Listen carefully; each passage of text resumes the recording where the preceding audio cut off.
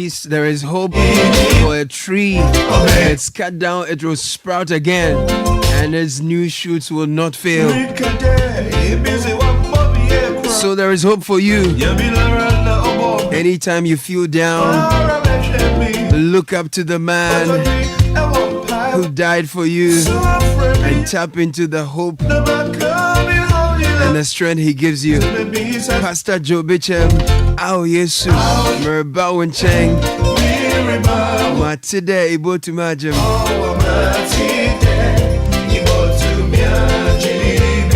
Your situation is not hopeless so long as you reach out and ask for help. It's a very important and powerful message crafted in a beautiful music, beautiful song for us this morning. Good morning and welcome to your favorite dial, 97.3 Citi FM. It's always a joy to come your way through the power of radio to inspire you, to challenge you, and encourage you to keep going for the very best. Welcome, my name is Caleb Kudan. Business Sense this morning, I bring you a jargon in the world of carpentry. Every skilled master craftsman knows. Every skilled master craftsman knows that to produce top-notch quality work, you need to measure twice and cut once. Measure twice, cut once. What does that do for you? When you measure twice, you reduce waste in terms of material and you save energy and time, and your finishing is perfect. What does that mean for you in the boardroom? When you consult broadly, you engage data and you reflect deeply, your decisions are more likely to be accepted by your stakeholders. And for you as a student, if you engage your material more intimately, your cut in your exam is perfect and you come out with the A1s, right? So measure twice, cut once. That's Business Sense for you this morning. It's brought to you by ADB. If you're a paid employee or a salaried worker, you need a personal loan to resolve your financial issues. ADB is offering you a variety of personal loans, including top-up loans at significantly reduced interest rates. You will also enjoy a longer tenure of up to 6 years. It's an offer that's open to non-customers as well. Kindly visit the nearest branch or call 0302-210-210 or 0302-224-043 for further inquiries. ADB is the People's Bank. ADB is truly a Greek and more.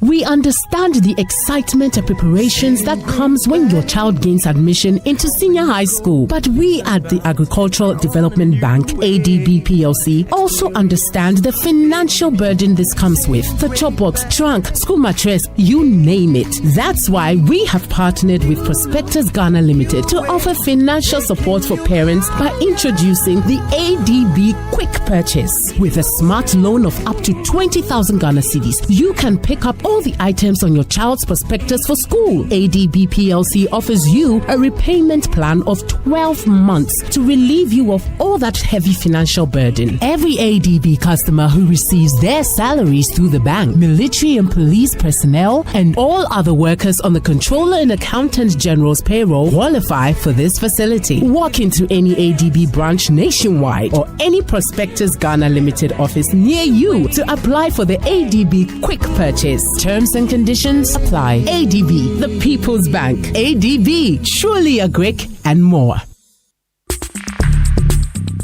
Join the conversation on the Citi Breakfast Show on Facebook at facebook.com/Citi97.3, Twitter at twitter.com/Citi973, and Instagram at instagram.com/Citi973 with the hashtag CitiCBS. The Citi Breakfast Show. Rise above the noise.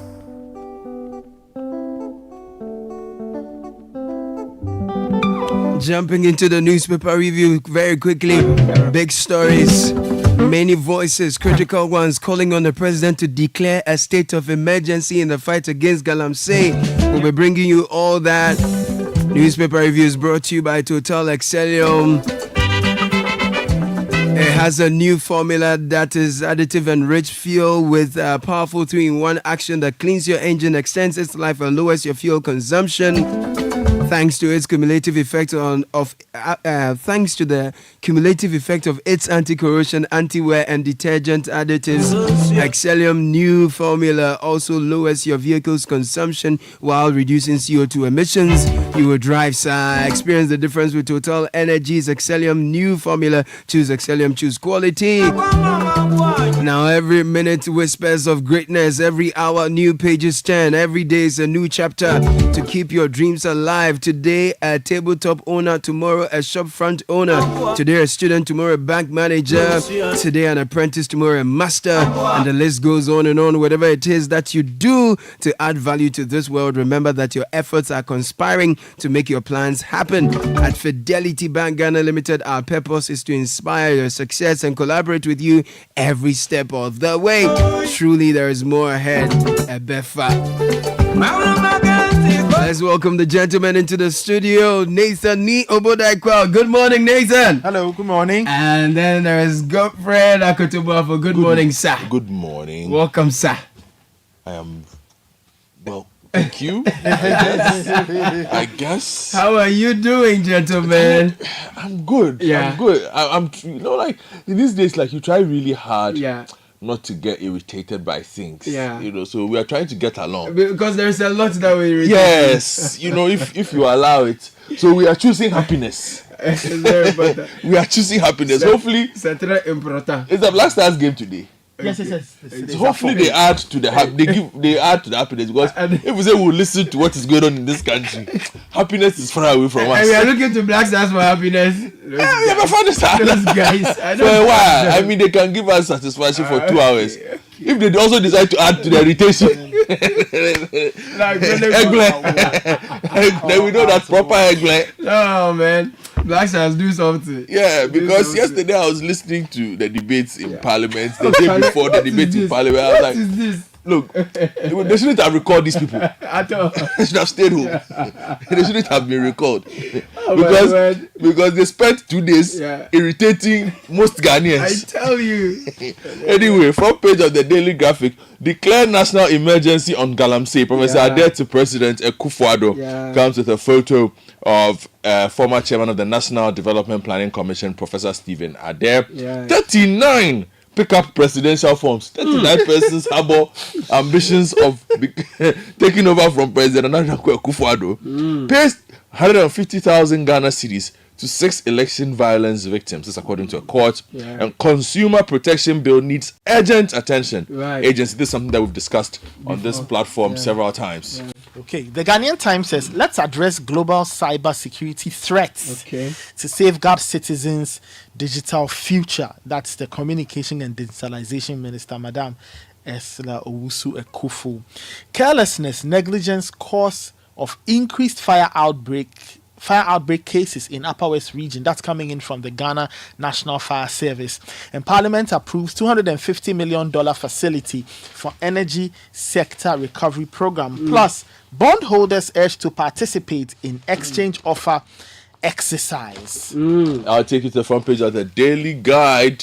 Says Baumia promises SME bank for traders.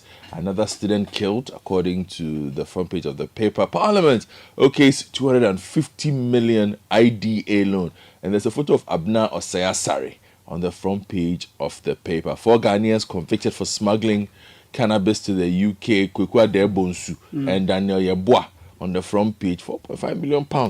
What is cannabis? MPs backtrack on sirens. Speed limit law. Oh, okay. The Chronicle has that. MPs insist on using sirens on our roads. Speaker directs committee to include their concerns in new LI. Baumia's plans to reduce cost of living, food security, transportation, housing, and energy on the radar. The front page of the Anchor has a question we've been asking. Yes.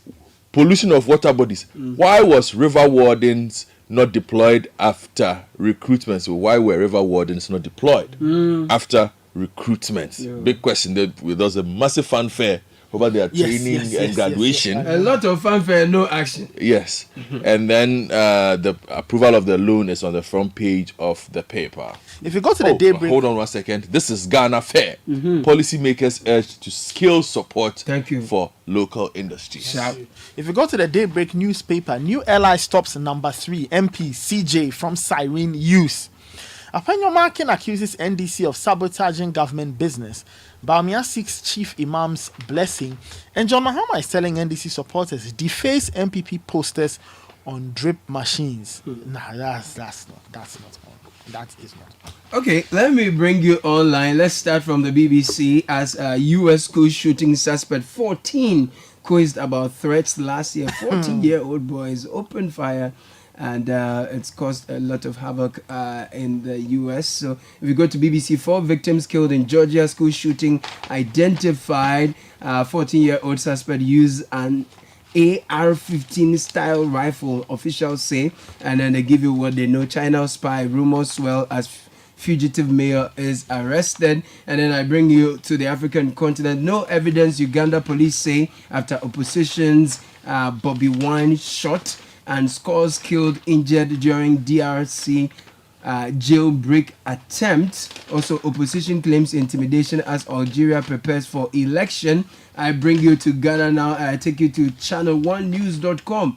Channel1news.com. And I see NPP government didn't build phase 2 of UGMC. This is Kwachi Ofosu. Bawumia is corrupt. He's a nepotistic leader.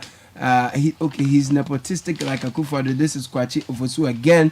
Ghana experienced its best economic period under NDC. Kwachi Ofosu saying only 16% of babies in Ghana receive hepatitis B vaccine within 24 hours of birth. World Health Organization is saying. If you go to citinewsroom.com, no secret recruitment at Kumasi Training School. This is the police responding to some allegations of secret recruitment ahead of the election. Emergency recall of Parliament was unnecessary. Wasteful expenditure. This is the minority speaking. We will petition Akufo-Addo over proposed merger with Bui Power. This is the VRA. If you go to myjoyonline.com very quickly, it has the hepatitis B story here. VRA workers reject move to merge Netco, Bui Power, ACG under one entity. It is worth it. A lot has been achieved. Habib Idrisu defense recall of Parliament. GES begins investigation into O'Reilly SHS stabbing, commensurate with family. Air pollution reduces average person's life expectancy by 1.9 years. This is AQLI 2024 report saying. And gentlemen, I believe we can go into the stories Let now. me start with Galamsey, Yes, then 2 stories for you, front page of the Daily Graphic and then the front page of the Anchor. So a former chairman of the National Development Planning Commission, Professor Stephen Adair, has urged President Nana Addo Akufo-Addo to declare a national emergency on illegal mining, popularly known as Galamsey. Such a move, he said, would give the president emergency powers to decisively deal with the menace, which he described as a gargantuan environmental degradation. Coach Galamsey is a major reflection of political, traditional and security leadership failure in this country.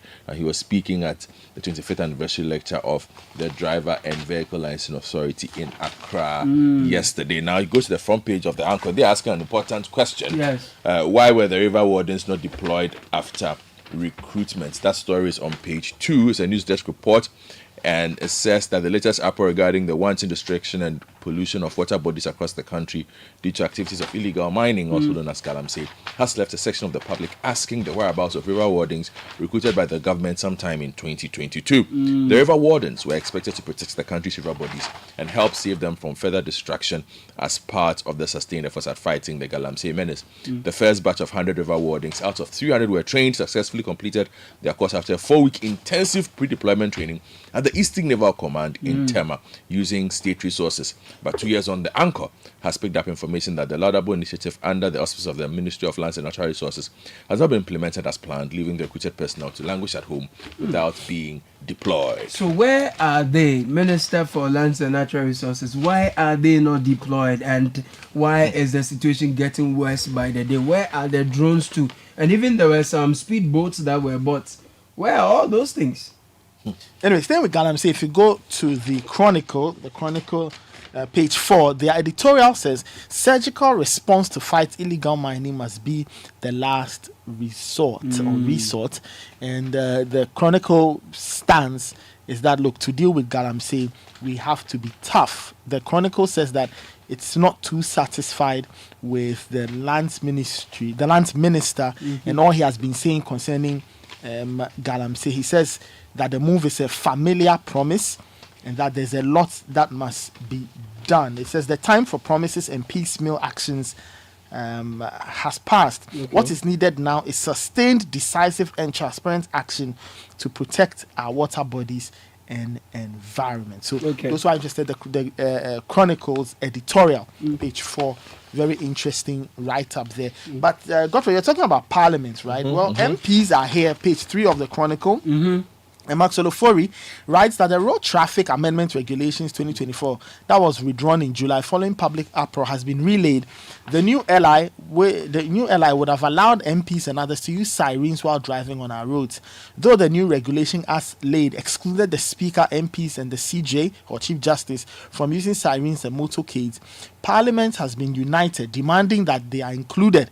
Members from both sides of the political divide took turns to contribute to the issue, emphasizing the need for the House to boldly defend itself and explain to the public the prudence in having such a privilege. So that's a bit of that story. That's on page 3 of the Chronicle. I'll stay in Parliament on the front page of the Daily Guide, where Parliament has rescinded this earlier decision disapproving the $250 million financing agreement between the government and the International Development Association of the World Bank Group. The motion, moved by the Minister of State at the Ministry of Finance, Abnosa Asari, and seconded by Isaac Adongo, Minister of Parliament for Bolgas Tanga Central, was approved after a debate, paving the way for the adoption of the Finance Committee's report on the agreement. Now, the $250 million financing agreement aims to support Ghana's energy sector recovery program with the aim to reduce the cost of electricity purchases and increase revenue collection of the distribution companies. Let me take you online quickly. Channel 1 news.com. Baumia is corrupt. He's nepotistic. He's nepotistic like Kufuor. This is Kwachi Ofosu speaking.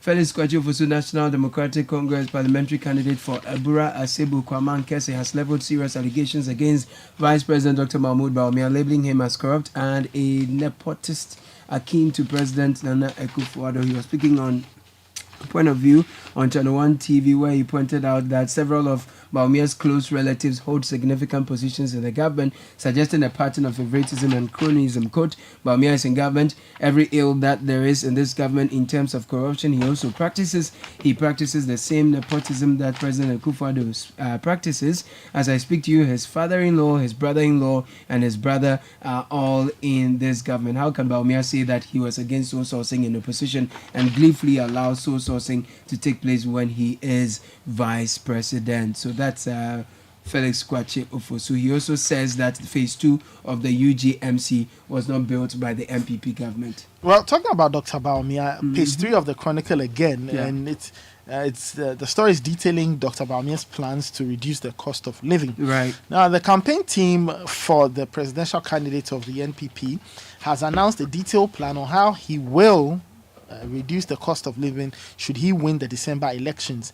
Addressing a news conference in Accra yesterday, the Baumia for President campaign team introduced a multifaceted strategy that addressed key issues including food security, transportation, housing, and energy. So if you read through the story, they segment into different themes: food prices, transportation costs, housing options, energy deficiency, access to services, and an ambitious vision. What if you go to Dr. Baumia? Page 13 of the Daily Graphic, the race for the presidency of this country is How many heating people? up. 39. My And goodness. Albert K. Salia reports that apart from 12 registered political parties, 27 individuals also picked up codes to download the presidential forms to contest as independent presidential candidates.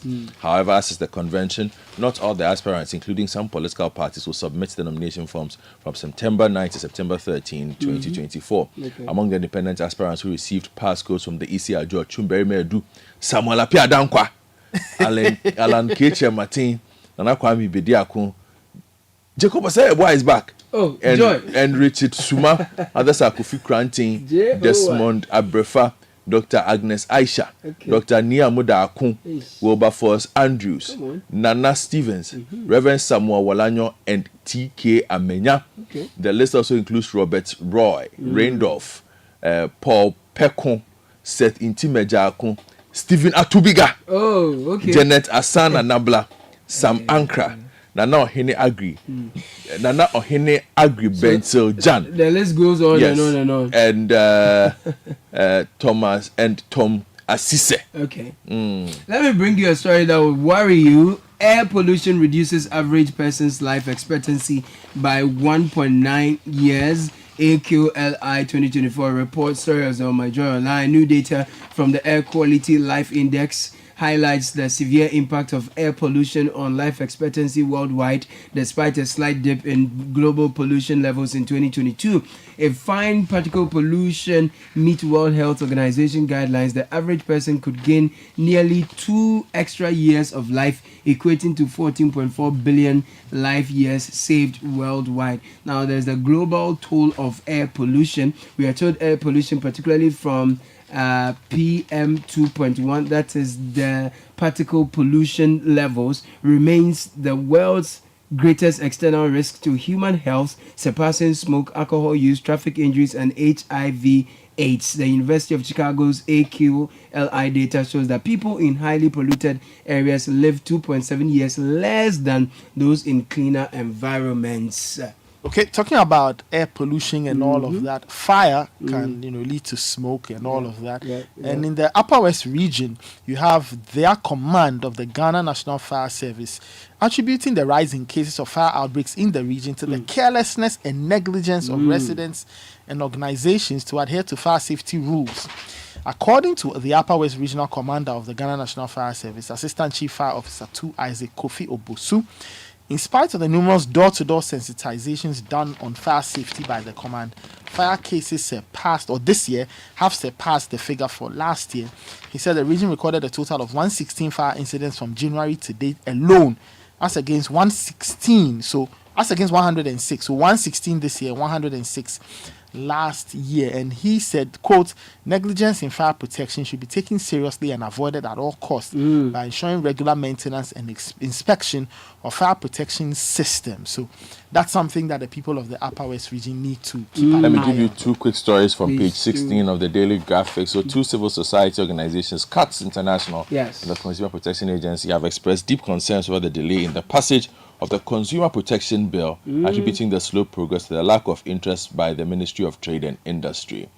The CATS and agency believe that without swift action, the bill might not be passed within the current Parliament term. Now, this has been pending for 19 years. Almost 2 decades. Yes, so it's something we should look at. And then on the same page, the Winchi High Court has ordered the government to pay a total compensation of 150,000 Ghana cedis to 6 persons who suffered various injuries during the violence that characterized the 2020 parliamentary election in the Techiman South constituency. So each person is going to receive 25,000 Ghana cedis as compensation. But what I would take my time and read what the ruling said on the indiscriminate firing that's led to the violence, perhaps. We'll look into that. Staying in court, the man who allegedly vandalized the effigies of the Big Six has been remanded by the Kwabena Circuit Court in Accra.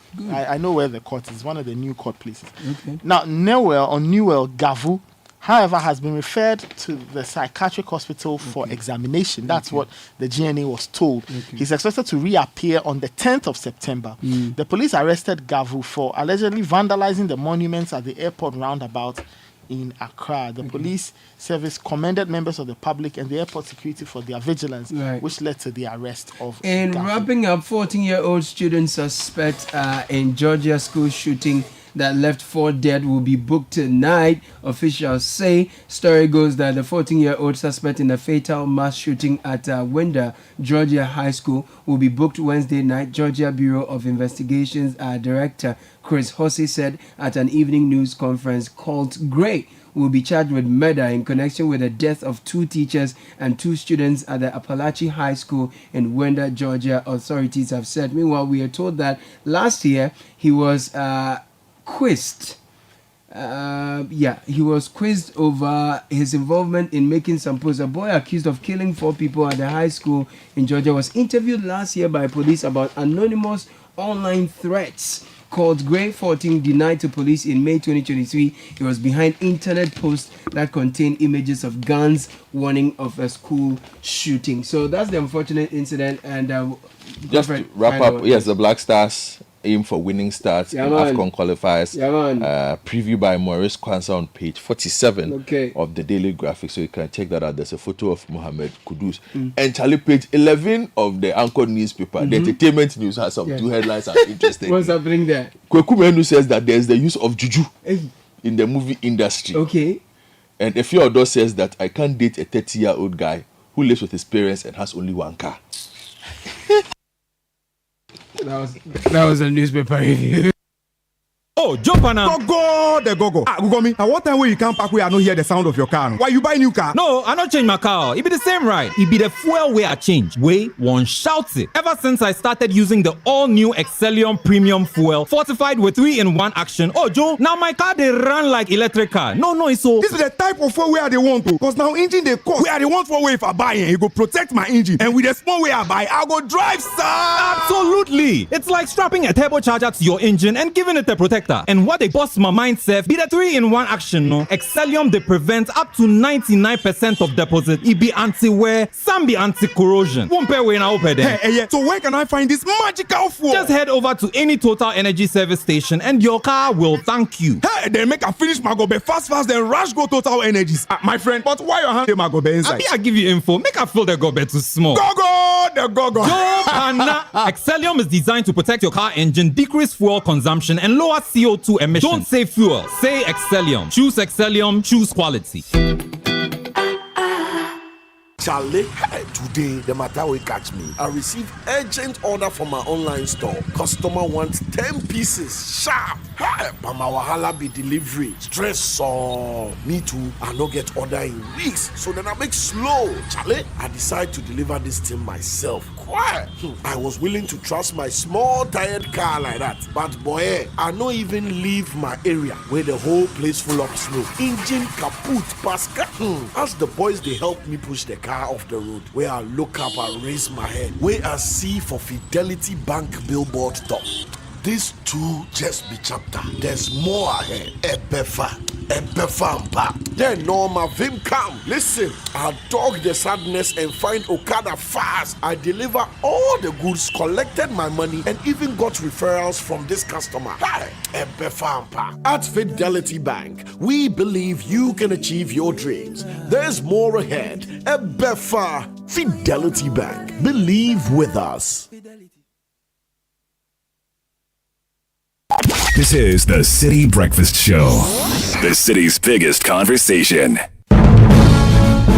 Let's bring you the business news which comes your way. Nashika Caesar is here, ready to serve you the news brought to you by MTN. MTN wishes to apologize to you, its cherished customers, for the system challenges causing delays in processing requests and complaints at the various touchpoints. The touchpoints include its service centers, call centers, and online channels. Services impacted included Momo transactions, SIM registration, SIM change, and other SIM-related issues. We're working to resolve the issue and sincerely apologize for the inconvenience caused.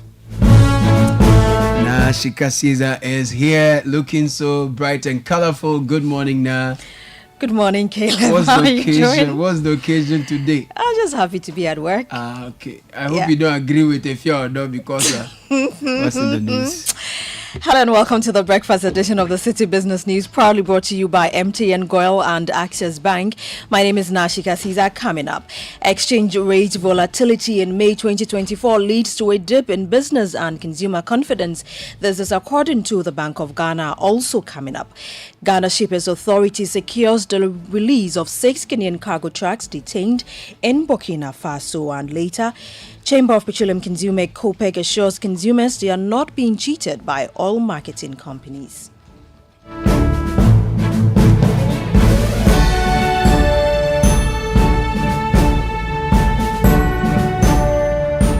We Settle for the details of our stories now. Exchange rate volatility in May this year led to a drop in business and consumer confidence. This is according to the Bank of Ghana's latest monetary policy report.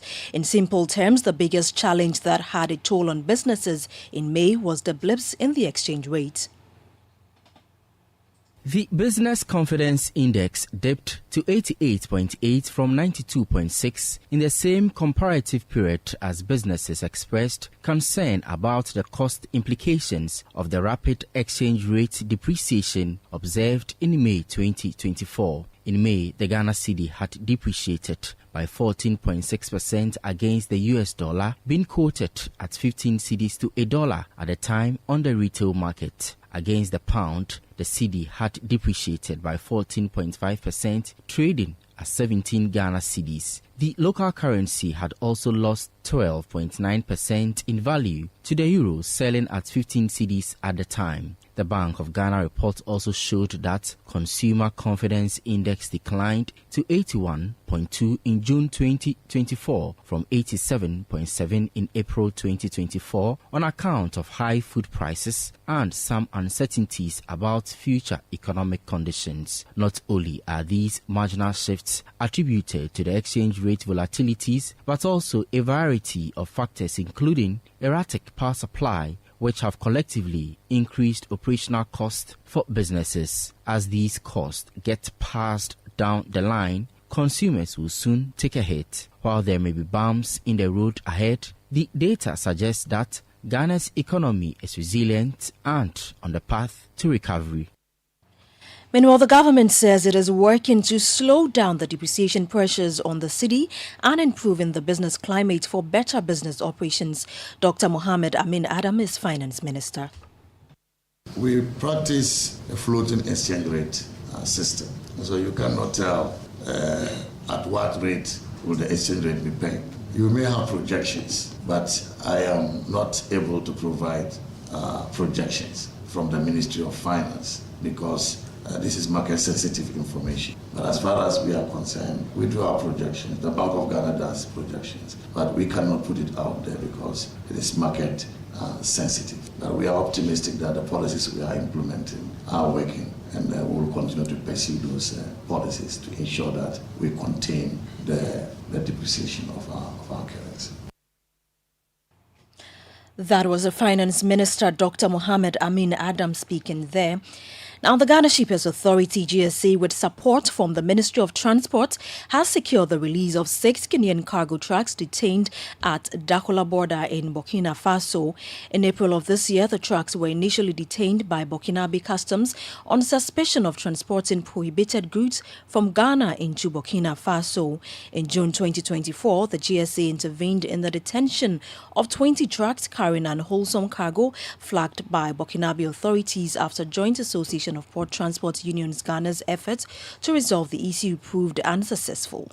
To resolve the issue, the Ghana Shippers Authority and the Ministry of Transport led a series of stakeholder meetings at the Dakola border and Tema Port and collaborated with its Burkinabe counterpart, the CBC, to secure the release of the detained trucks. To some other stories, do not feel shortchanged by your oil marketing company outlet.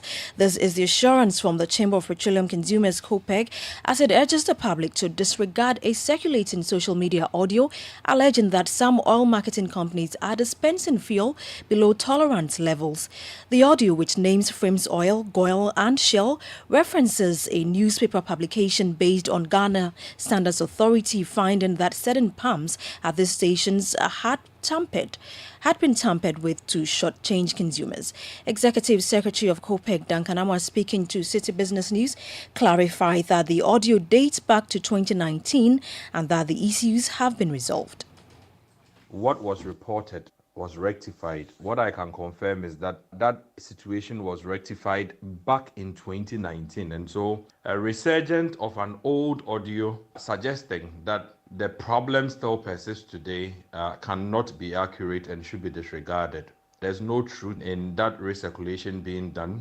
Consumers should not feel threatened by that old audio. The problems that were identified in 2019, I can confirm, have since been rectified. So there's no cause for alarm at all.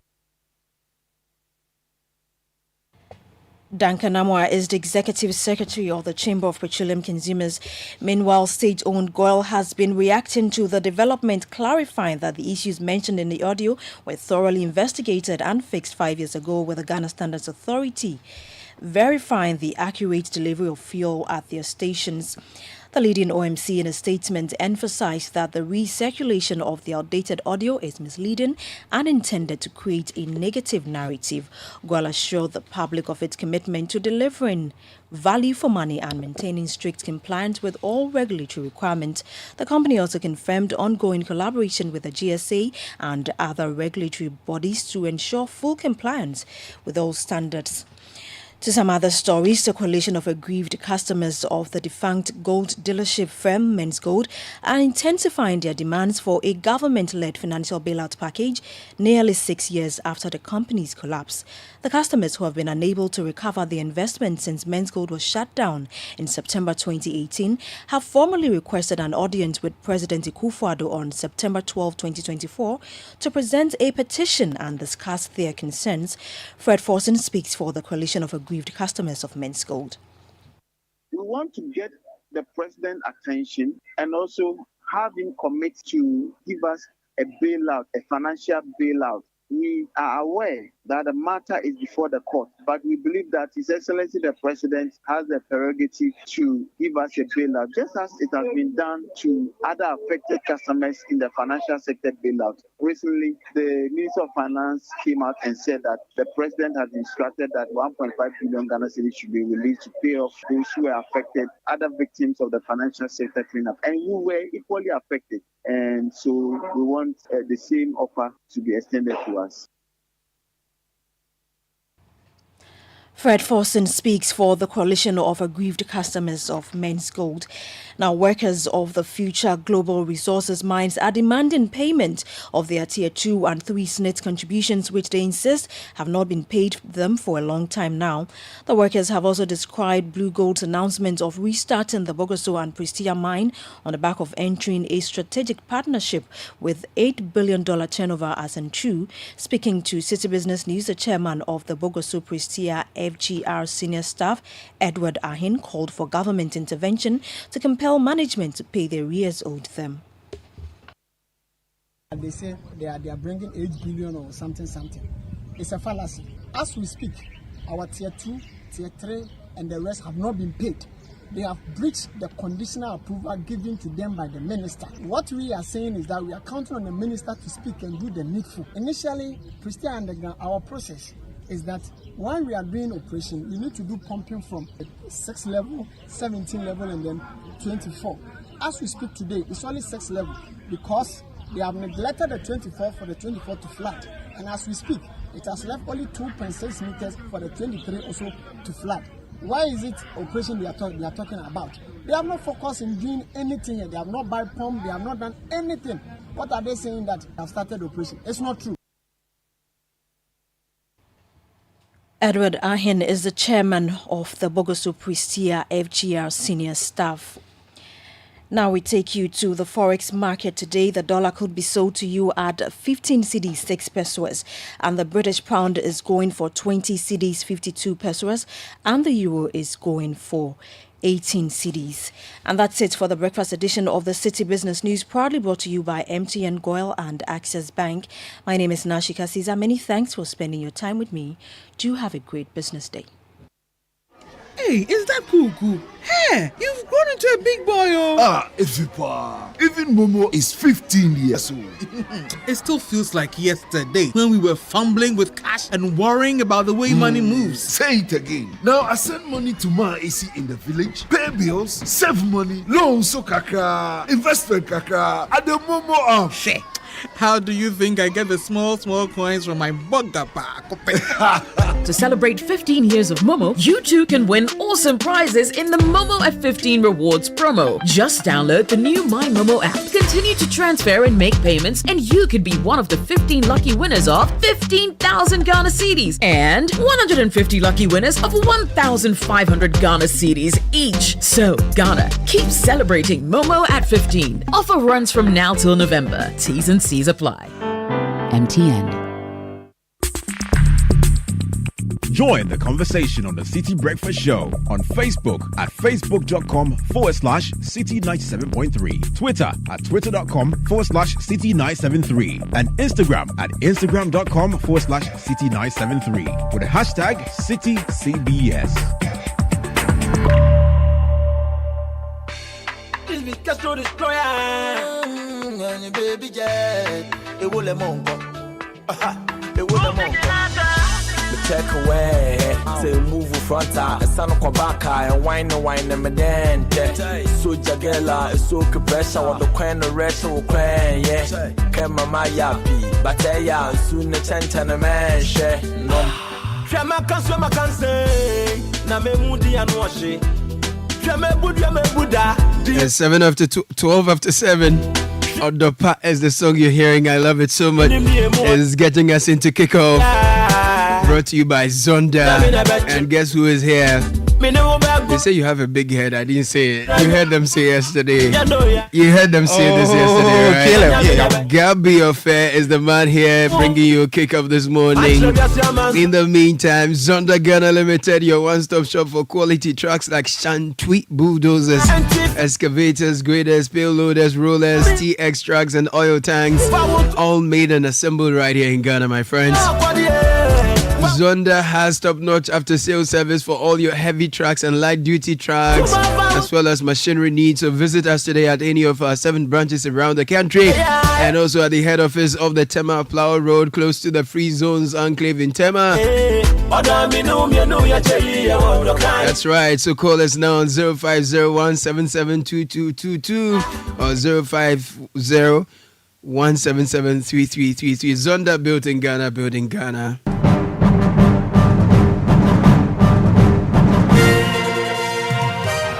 So good morning to the man with a double December head. Gabi Affair. Yeah. Charlie Wagwan. I did one. They said today Black Stars and in the parking. Yeah. Black Stars then go to do my thing on the pitch. I hope say no heartbreaking situation. Let's go into the story.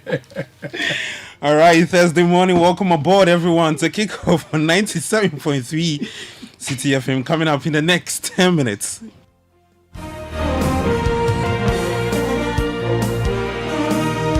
Yeah, like always, and I think I said it the last time, I personally think there are no more like cheap games in Africa. All the teams have picked up, and Angola really quite impressive what they did the recent years with the coach Gonzalez.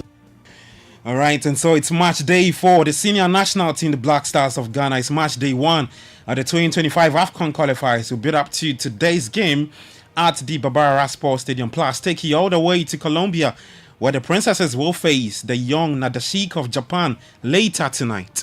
The Japanese won massively. We see ourselves as serious contenders. However, we are going to approach the game as it is.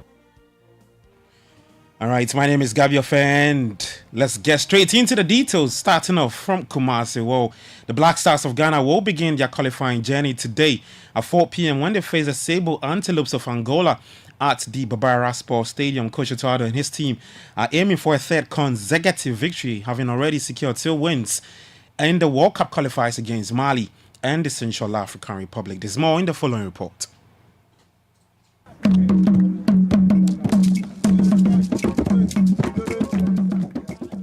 Ghana will begin its AFCON qualifying campaign against the Sable Antelopes of Angola on Thursday at the Barbara Sports Stadium at 4 p.m. The Black Stars of Ghana will play in Group F alongside Sudan, managed by former Black Stars head coach Kwesi Appiah, as well as Angola and Niger for the upcoming 2025 AFCON qualifiers. This marks the 9th meeting between Ghana and Angola across all competitions. Out of their previous encounters, Ghana has won 4 times, Angola once, with the remaining 3 matches ending in draws. The 2 teams last met in an AFCON qualifying match in March 2023, which resulted in a 1-0 draw back in Luanda. Black Stars head coach Otuado acknowledges that facing the Sable Antelopes will be a challenging test again for the boys. Yeah, like always, and I think I said it the last time, I personally think there are no more like cheap games in Africa. All the teams have picked up, and Angola really quite impressive what they did the recent years with the coach Gonzalez. Very good tacticians. They led the AFCON group by 7 points. Meanwhile, Algeria and Burkina Faso was also in their group. You see their last results, also playing against Cameroon, a draw. They lost only by 1 goal to Nigeria, 1 goal to Morocco. Then you can see what quality this team have. The Black Stars have secured consecutive victories following a 7-game winless streak. Many of these recent wins have been achieved at the Barbara Sports Stadium in Kumasi, a venue often referred to as the spiritual cathedral for the Black Stars due to their strong support from spectators. Coach Otoado shared his thoughts and expressed appreciation for the people of Kumasi. Kumasi fans, in my time, never let us down. The last game we were 2-1 behind against Central African Republic, and they supported us all the way. So I don't worry. They're always supportive, and they help us, and really we will need them. They could suggest for me, keep it up what they're doing, and it's very helpful. They're like our 12th player, and we love to play in Kumasi. Ghana's opponent, Angola, is currently ranked 90th in the latest FIFA rankings, placing them 26 spots behind the opponent, Ghana. Angola's head coach, Pedro Suarez Goncalves, believes that the match against Ghana will be an exciting display of African football, highlighting Ghana's enormous talent in attack. Black Stars has players from top level in the world. So even in all the team, but if we look at the big names being the midfield sector, forward sector, players like Mohamed Kudus is one of the best ones in the moment for Africa. Partey is a legend. Jordan Ayew, Iñaki Williams. So I say 4 players, but I can say other ones. Some football enthusiasts also share their thoughts to Channel 1 Sport ahead of the game on Thursday. Hi, your name? Naila.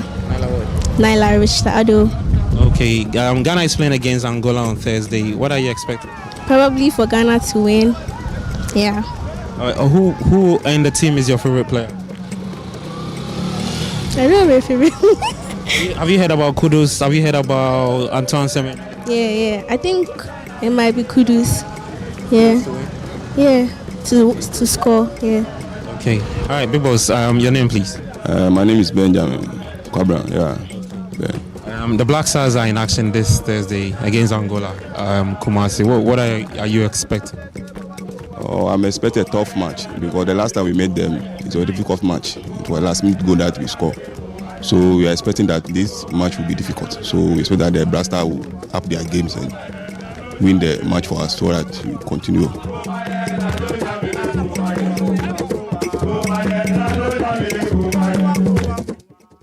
And there's live radio comment show 97.3 Citi FM later today. Build up starts at 3:30 p.m. And so join us for the very latest from the Barbara Sports Stadium. But let's start with the Black Stars. And former Black Stars player has reacted to the game coming up against Angola later today. First of all, I must say we won the last 2 matches, which was very important. And we mostly made the difference in the second half times. So now we have to be alert from the whistle on. And you see, we have been conceding goals as well, but we always scored 1 goal more. So it's very important to be compact, of course, in the defense and also in midfield. Angola is a dangerous team with some terrific wingers. And you remember when we played them before, it was not easy. But I have confidence in this young team. And I'm also counting on the experience of Jordan, Thomas Partey, etc., to give us the final kick. All right, so that's Anthony Baffo. He's a former Black Stars player speaking ahead of today's game against Angola.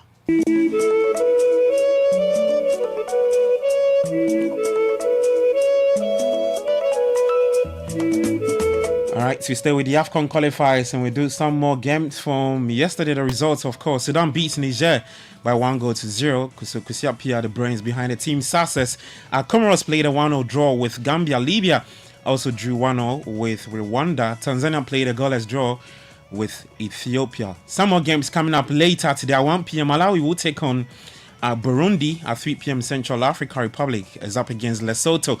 Congo v South Sudan at 4 p.m. and Ghana v Angola at 4 p.m. Live video comments on Citi 97.3. Guinea-Bissau will take on Eswatini. Algeria up against Equatorial Guinea at 7 p.m. And then Tunisia take on Madagascar at the same time in the 2025 AFCON qualifiers. A total of 12 groups of 4 will be in action this week, where 48 African countries will be contending. The top 2 spots are available in their respective groups that will see them earn a place in Morocco next year. Tournament hosts Morocco. They are in a very interesting group consisting of Gabon, Central African Republic, as well as Lesotho, who will be aiming at amassing as many points as possible, with Morocco already guaranteed a place. Let's head to Colombia now. It's match day for the Black Princesses as well in the ongoing Under-20 Women's World Cup. They will take on 2018 champions Japan later at 10 p.m. tonight at the El Teco Stadium in Bogota. Here's Yusuf Bazigi ahead of the game. Many will see us as underdogs because the Japanese won massively. We see ourselves as serious contenders. However, we are going to approach the game as it is. Just like I said, they have put the first game behind them. Even if we had won, we would have still put it behind us and look forward to playing a very good game. And we have also mapped up a ploy as to how to contain the Japanese. We also look at the team that they played against. We also look at our strength, and we think that there is no fears at all. They believe in themselves, and then they are ready to deliver. All right, so that's Yusuf Bazigi, Black Princesses head coach, speaking ahead of tonight's game against the young Nadeshiko of Japan in the ongoing Under-20 Women's World Cup. We take it to Europe, and England players Harry Kane, Jude Bellingham, Phil Foden, Bukayo Saka, Declan Rice and Cole Palmer have been nominated for the men's Ballon d'Or. 17-year-old Lamine Yamal of Barcelona, who helped Spain beat England in the Euro final, has also become the youngest ever nominee for the award. And for the very first time since 2003, Cristiano Ronaldo and Lionel Messi, winners of all but one of the last 14 Ballon d'Ors, have both missed out on a nomination. Well, South Africa's Warren Williams has also been nominated for the Yasin Trophy at the upcoming Ballon d'Or Awards. He's the first goalkeeper to be nominated for the club while playing for an African club. We do some tennis, and Jessica Pegula will take on Karolina Muchova with Emma Navarro up against Arina Sabalenka in the semi-finals of the US Open. Pegula knocked out the world number 1 Iga Swiatek at 6-2, 6-4 to reach her first major semi-final against unseeded Czech Muchova. Well, for the men's singles, Jack Draper is also through to the semi-finals of that competition, with British number 1 making light work of 10th seed Alex de Minaur 6-3, 7-5, 6-2 to set up a date against world number 1 Yannick Sinner. But here's what Yannick Sinner had to say ahead of the semis. Yeah, it was very tough. No, we know each other quite well. We played in Australia this year, and then we played in London. So we knew it was going to be very physical. It was strange the first 2 sets because whoever made the first break then started to roll. And but no, I'm very happy. Thanks everyone for staying so long. It's I really appreciate it.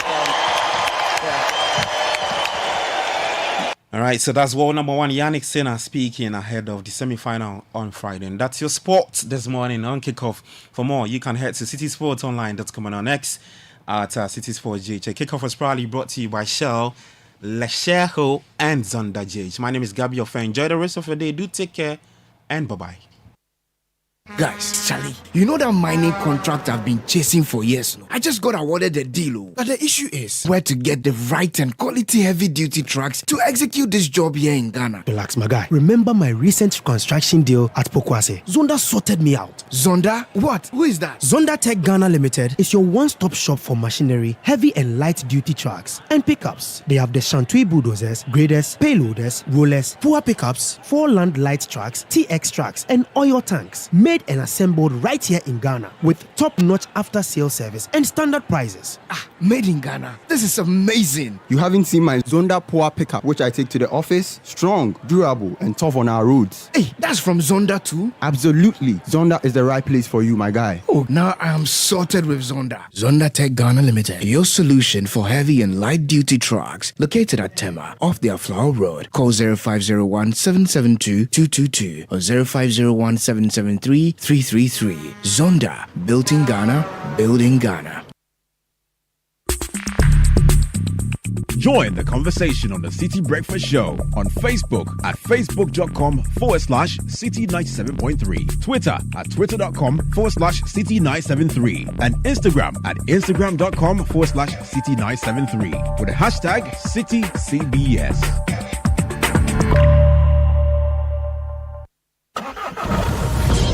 Looking for the perfect ride? Universal Motors has you covered. Drive the stylish Volkswagen T-Cross or conquer any terrain with the rugged Volkswagen Amarok, perfect for business or leisure. Both assembled right here in Ghana. Plus, enjoy 0% VAT and save up to 40,000 Ghana cedis when you act fast. But hurry, this deal won't last forever. Call or WhatsApp us now on 054-433-8804. Your dream car for work or play is just a call away with Universal Motors. Call us now on 054-433-8804. Join the Republic Verse. Enter the Republic Bank space. Online or within the banking hall, we open the right doors for you to make the most of life. With our suite of superb banking products and services, our clients, corporate, SME, investments, and individuals get to enjoy amazing benefits. Republic Bank, we're the one for you. We're the one for you.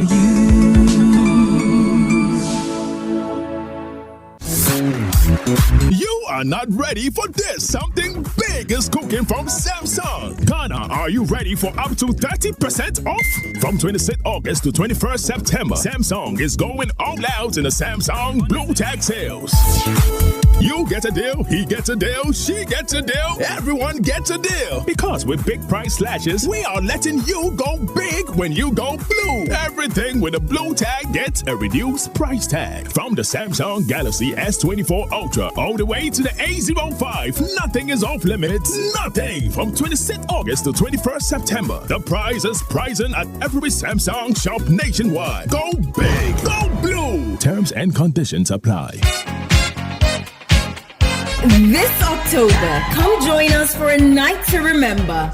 The Old Swesconians Association cordially invites you to the annual All Year Groups Dinner Dance. Yes, the date is Saturday, the 12th of October, 2024, and the time is 4 p.m. through to 8 p.m. I can't wait for the dinner dance this year. It's always so much fun. And the venue, it's at the Channel 1 TV Gardens. It looks so amazing. Yes, Swesco will be at the Channel 1 TV Gardens in Tesano, Accra.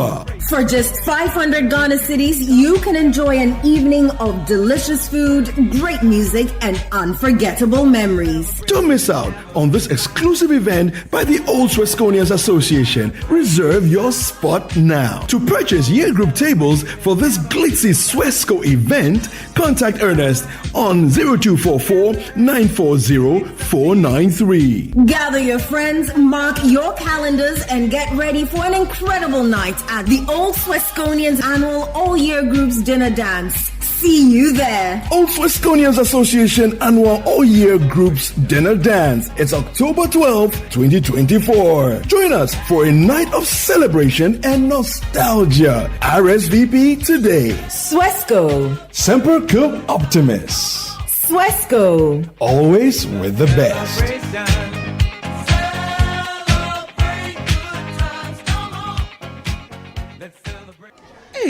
This is the Citi Breakfast Show, the city's biggest conversation. Coming up next is your insurance, and it's brought to you by Enterprise at 100. Enterprise, your advantage. Insurance Today is a public education service by Enterprise Insurance. Ensure you speak with your insurance broker or agent before making any insurance decisions. Hello and welcome. I am Barbara Taylor. Today, we will be talking about claims adjusting and investigation. Claims adjusting and investigation is the process whereby an insurance company evaluates the claims made by policyholders to determine what amount of compensation to pay out. How is this done? Insurance companies have professionals called adjusters who investigate reported losses and claims filed by policyholders. The investigation process requires the adjuster to gather information and evidence about the claim, such as examining and assessing the damage, interviewing witnesses including the policyholder who filed the claim, reviewing official reports and even the policy documents, its coverage limits and exclusions, etc. After the investigation, the next stage is for the adjuster to evaluate the claim and determine the amount of compensation that should be paid out. The compensation may be determined by such factors as the cost of repairs, the value of the damage, the extent of the insurer's liabilities, whether there were any violations of the policy coverage, the limit of compensation agreed in the policy, etc. The final stage is the recommendation by the adjuster of the amount or settlement to be paid out to the policyholder. The adjuster professionally has a responsibility to anticipate and remove roadblocks, delays, and unfairness.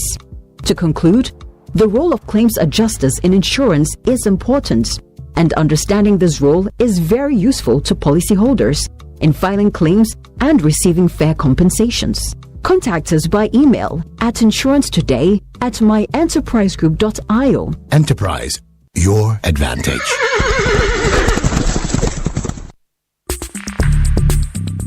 Join the conversation on the Citi Breakfast Show on Facebook at facebook.com/Citi97.3, Twitter at twitter.com/Citi973, and Instagram at instagram.com/Citi973 with the hashtag CitiCBS. Hey, is that Cuckoo? Hey, you've grown into a big boy, oh. Even Momo is 15 years old.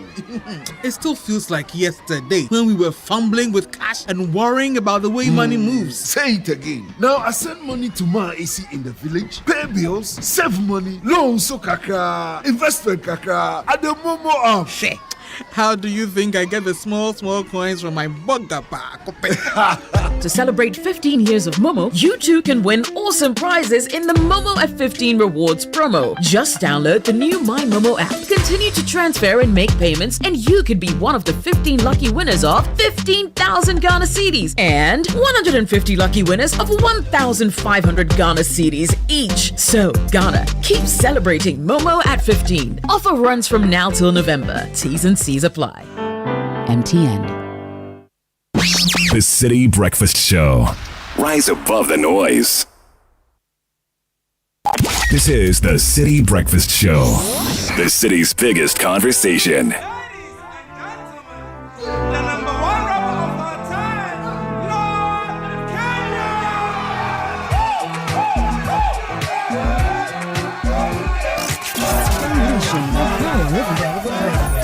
This is Citi. When I'm number one, Johnny is felicity. I damn a pair of you happy what the faith.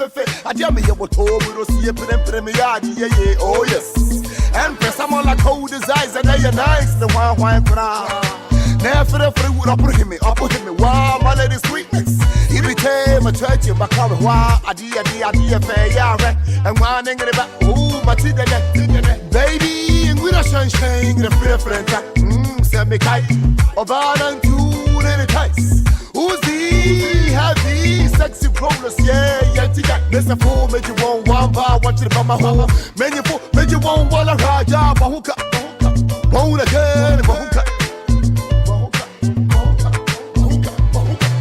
I said, my baby. I didn't know me enemy, yeah, girl. I'll come here. One of the very best to ever do it, Lord Kenya. He says born again with Furiampons on this one. Okay, so if you want to tell someone you're born again or you want to dedicate a song to someone who's celebrating a birthday today, the number is 0549 986 996, 0549 986 996. Black Stars have a game later today. We'll be going to Parliament as well, and we'll pass through O'Reilly Senior High School, my alma mater. A lot has been happening. And there's so much to engage our minds this morning.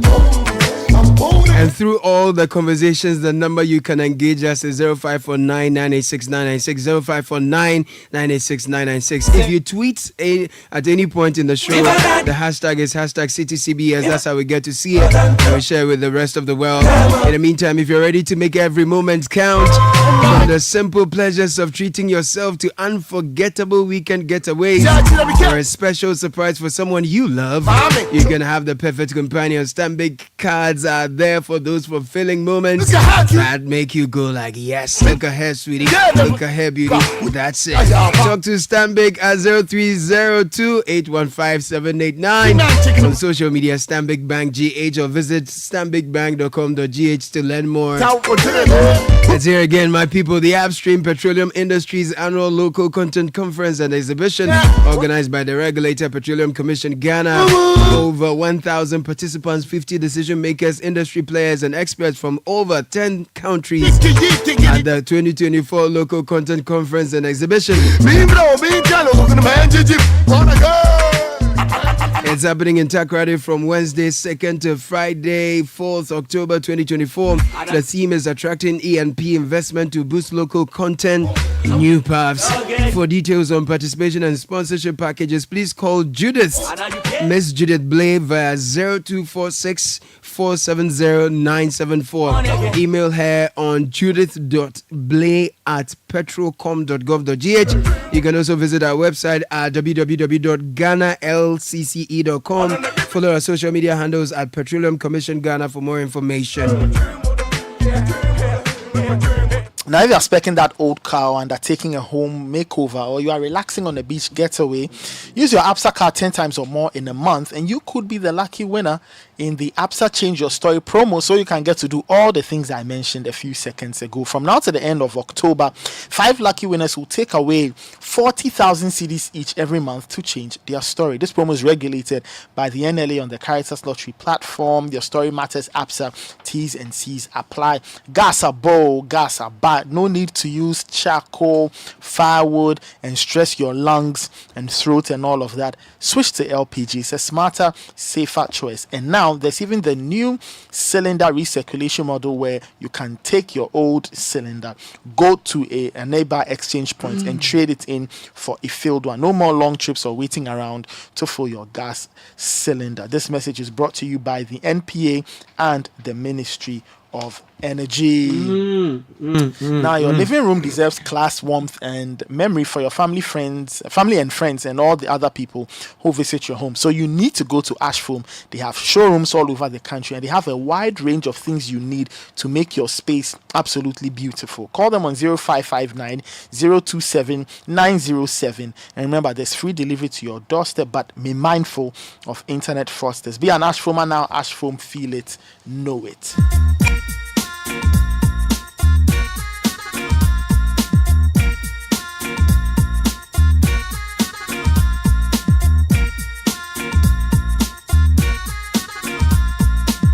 We have some birthday dedications coming through, but when you insist on quality in life, every choice matters.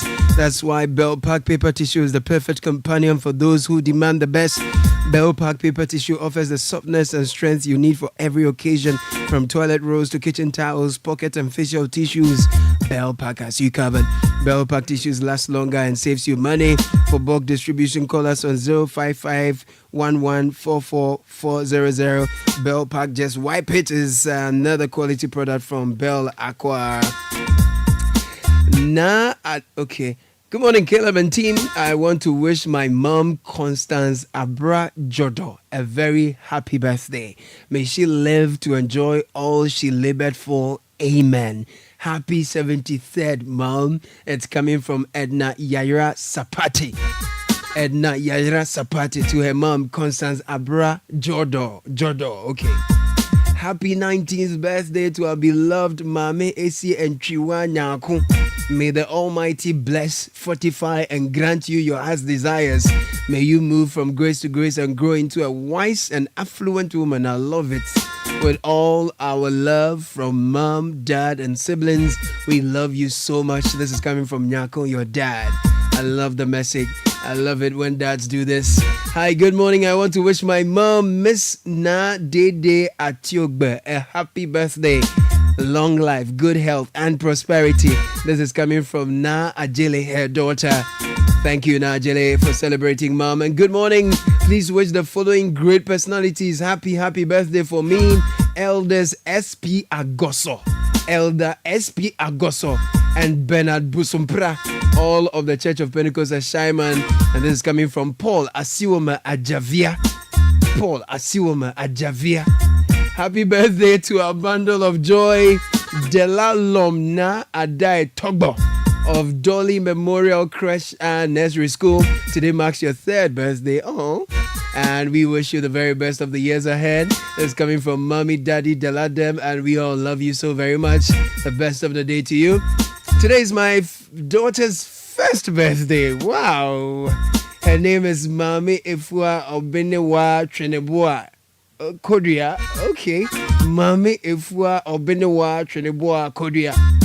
I can't wait to see all the great things you will grow to become. I love you so much. This is coming from your father, Treneboa Kodia. Again, I love it when dads do this. Sky, you have some dedications, or you're pouring over some parliamentary has that sentence. Yeah, I mean, just looking at what happened yesterday in Parliament. Not exactly. We'll get to that. Exactly, we'll get to that. Anything from Smoga to I'm hoping MPs know what happened. Today, Smoga has not taken the register this morning. No. They haven't taken the register this morning.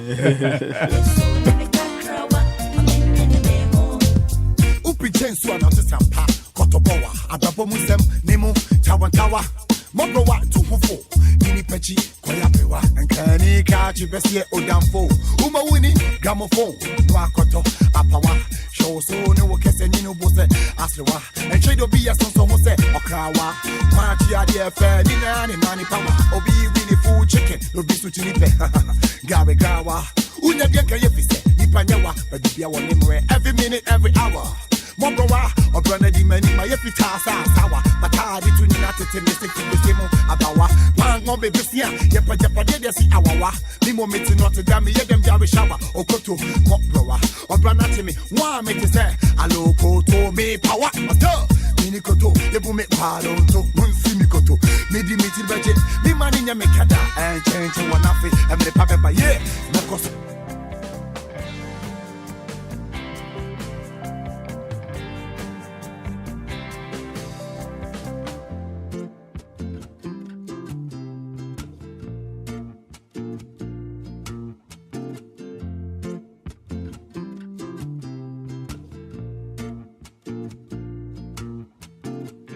Kenya. Okay, I've not paid attention to this one. Yeah, I don't really know. This is of the Yesum Sika album, I think. Okay. Yeah, this is off Yesum Sika. Yeah, I had a copy of this album. I remember. I had a copy of this album. Yeah. Mobrowa. This song had this Mr. P.O.P. Okay. And then a Nyumno.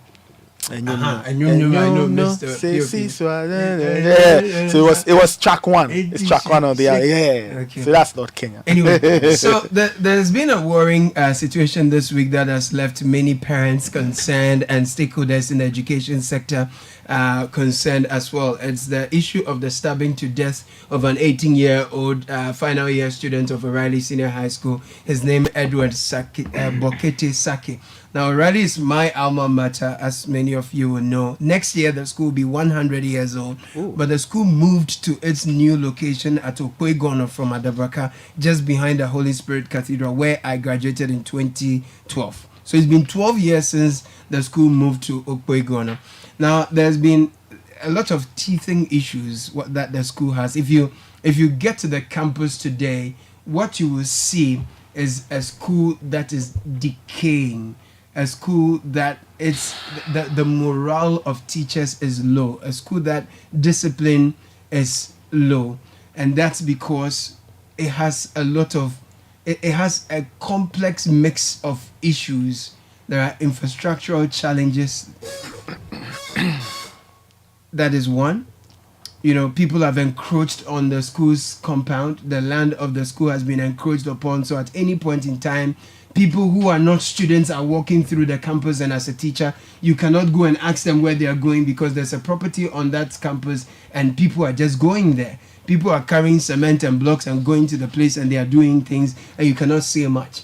Powerful people, very rich people have built warehouses and things like that, homes on the compound of the school.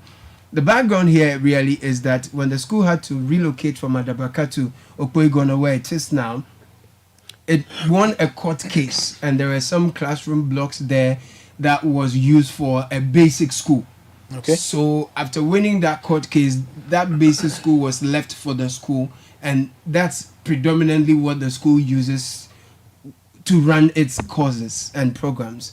You know the story of Brigadier General Nunu Mensah building a 9-unit classroom block for the school at some point single-handedly. If you take that out, there is an 18-unit classroom block that was in the process of being built that has been completely abandoned. Now, according to the GES, the authorities are not supposed to be using that structure because of its structural integrity. If you are walking on the floors of that story building, you will hear it shake. You will feel it shake. And the windows are not fixed. There are no frames. And so, it's close to the sea to where it is. And so at all times, it is very windy and it's extremely cold being in that classroom. There are no guardrails on the side or balustrades, for want of a better word. And you find iron rods sticking their tongues out over there. And you have teenagers packed in classrooms in this kind of structure. You can tell the kind of danger that the people are exposed to. Now, to compound the infrastructural challenge that the school has, a lot of parents, when their wards gain admission to the school, want them to be boarders. And the boarding facilities are woefully inadequate. You have one boys' dormitory, one girls' dormitory, and guess what? Sometime earlier this year or last year, the dining hall that the students sit on is basically a tent. It fell apart. It literally collapsed. It collapsed, and it was repaired.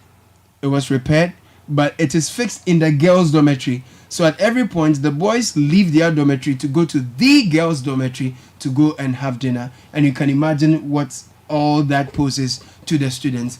There is not enough accommodation. In fact, there isn't accommodation. So teachers are not on campus. Head teacher is not on campus. There is a structure on the compound that was abandoned because the person who was building it is an encroacher. As it stands now, that structure is what 4 teachers and their families live in. So it has become a bungalow. If you see the building, the roof is not in place. It's not even plastered, and that's where teachers are. The compound, the road leading to the place is in very bad shape. Even the wall is cracking, and it's such that you can easily scale it because it's not high enough. And so if you look at this mix of things where now, due to the poor infrastructure that is on the campus, parents are able to put their children in hostels or facilities that do not have enough supervision, where girls and boys are living together. If these boys or girls are involved in nefarious activities, they are dealing drugs and all that, there is absolutely no supervision. And coupled with the fact that they can get to the campus anytime, if they came to the campus with town folks, you really cannot do much as a teacher to control or supervise them. So it's been a situation, and many will ask at this point, what have the old students been doing? And that's a good question. Old students have helped to, fill the gaps at various points. Drill boreholes, do this and that. There's so much that old students have done, but there's a documentary we've been playing on our channel from the Ministry of Education. I remember when the minister actually did a whole press conference showing us facilities that the government has built in secondary schools and how it has expanded accommodation and facilities for high schools. And I see that the well-to-do schools, the well-endowed schools have had more infrastructure from the government. Indeed, their old students are doing more and putting together solar panels here and there. But what is happening with the STEM facilities? Who decides which school gets what? Because if you go to O'Reilly Senior High School, I can tell you there has not been a single structure built there that is government done. The 18-unit classroom block I tell you about, and the other 9 units, as for that one, is just concrete, the base concrete and pillars. That one is abandoned. Then there's the 18 unit. They are Get Fund funded projects, and so it means that individuals cannot complete them. Only Get Fund can do that. So you have an infrastructural problem that has conspired with poorly motivated, infrastructural problems combined with poorly motivated teachers, and the situation there is not good. And Sky, you've been to O'Reilly before, at our old site when I was there. And we had very fantastic teachers, we still do. At the time the school had all the challenges it had and we had to move, many of our teachers moved on to other schools. And guess what? If you've watched Class Act on Channel 1 TV before, the man who teaches mathematics, Joseph Abusa, he was the head of the mathematics department in O'Reilly Senior High School. He left to Presec. He became at some point the first runner-up national best teacher. The teachers in O'Reilly have been really good. And to be honest, I'm not even the best product that has come out of that school. I had colleagues, friends, and peers, seniors, juniors who are fantastic. The challenge O'Reilly has had is that over the years, it has been abandoned completely. That's just what it is. It has been neglected so bad that if you go to the school, it's so demoralizing. And I feel that it's about time that, yes, we've been speaking about this challenge before and we don't pay attention. Now all the attention is on the 18-year-old who was stabbed to death. And yes, indeed, it deserves the attention that it should get. But you would realize that collectively, everything has come together and we are seeing what we're seeing in terms of indiscipline, in terms of, I understand security. It doesn't cut it. I understand your frustration, Caleb, but I do think the main issue is the young man who's passed away. That's fine. That is fine. I get you. Hold on. I get your frustration about the larger problems, that have existed at O'Reilly, but I think the key things to focus on in this particular matter, one, from the stories that we heard, have been reported, the videos that I saw. Yeah. There are a couple of things that we need to get right, because there are always lessons to be learned from these things. The first thing I want to ask is, I'm hoping that the Ghana Education Service, the school, has put in place some form of counseling for the students who were there that day, for the teachers who were there that day, to witness that kind of violence, to witness that kind of act. It takes a toll, no matter how hardened you think you are, and so people might think that, the people around, it's not an everyday act. So I'm hoping that the Ghana Education Service has put into play a grief counseling program for the students. It's very important because even adults can't cope with violence. How much more teenagers? You understand? That's for me the most important thing, because they're also writing exams. They are. And some of them had to write right after the incident. That's the point I'm making. So somebody might not sleep well because of this. All the kinds of trauma of it. Very important for me. The second point, which was again highlighted, is just how we don't take first aid seriously. Because if you look at the videos, the way the now deceased young man was being moved by his fellow students. I had a doctor friend who was saying at that point, perhaps they should have just let him be there and tried to stem the flow of blood. Perhaps they didn't have that information. And we all went to secondary schools. I did not receive any first aid training when I went to secondary school on how to give CPR, how to help somebody when the person is choking. I don't think our teachers received that kind of training. There are 5 of us in this studio. All of us went to secondary school. Nathan, did you receive first aid training at Accra? No. Please, did you receive any at Traytown? I didn't at Prempeh College. It was a fire drill they did. You went to O'Reilly. You didn't attend it. Abeku is also here. I'm sure Fred at Adisco didn't get it as well. Sheba, they didn't get it as well. And a lot of us listening would not have received that kind of training. Yeah. It is important that the Ghana Education Service understands that things will happen in the absence of adults. Yeah. Students must be equipped to deal with some of those things to save lives. Perhaps the young man would have had a chance if students knew what to do rather than to hold his arms and legs and be carrying him around. Him the way they did. And the manner in which he was being carried was one of urgency, so there was panic. And panic. That's a good word.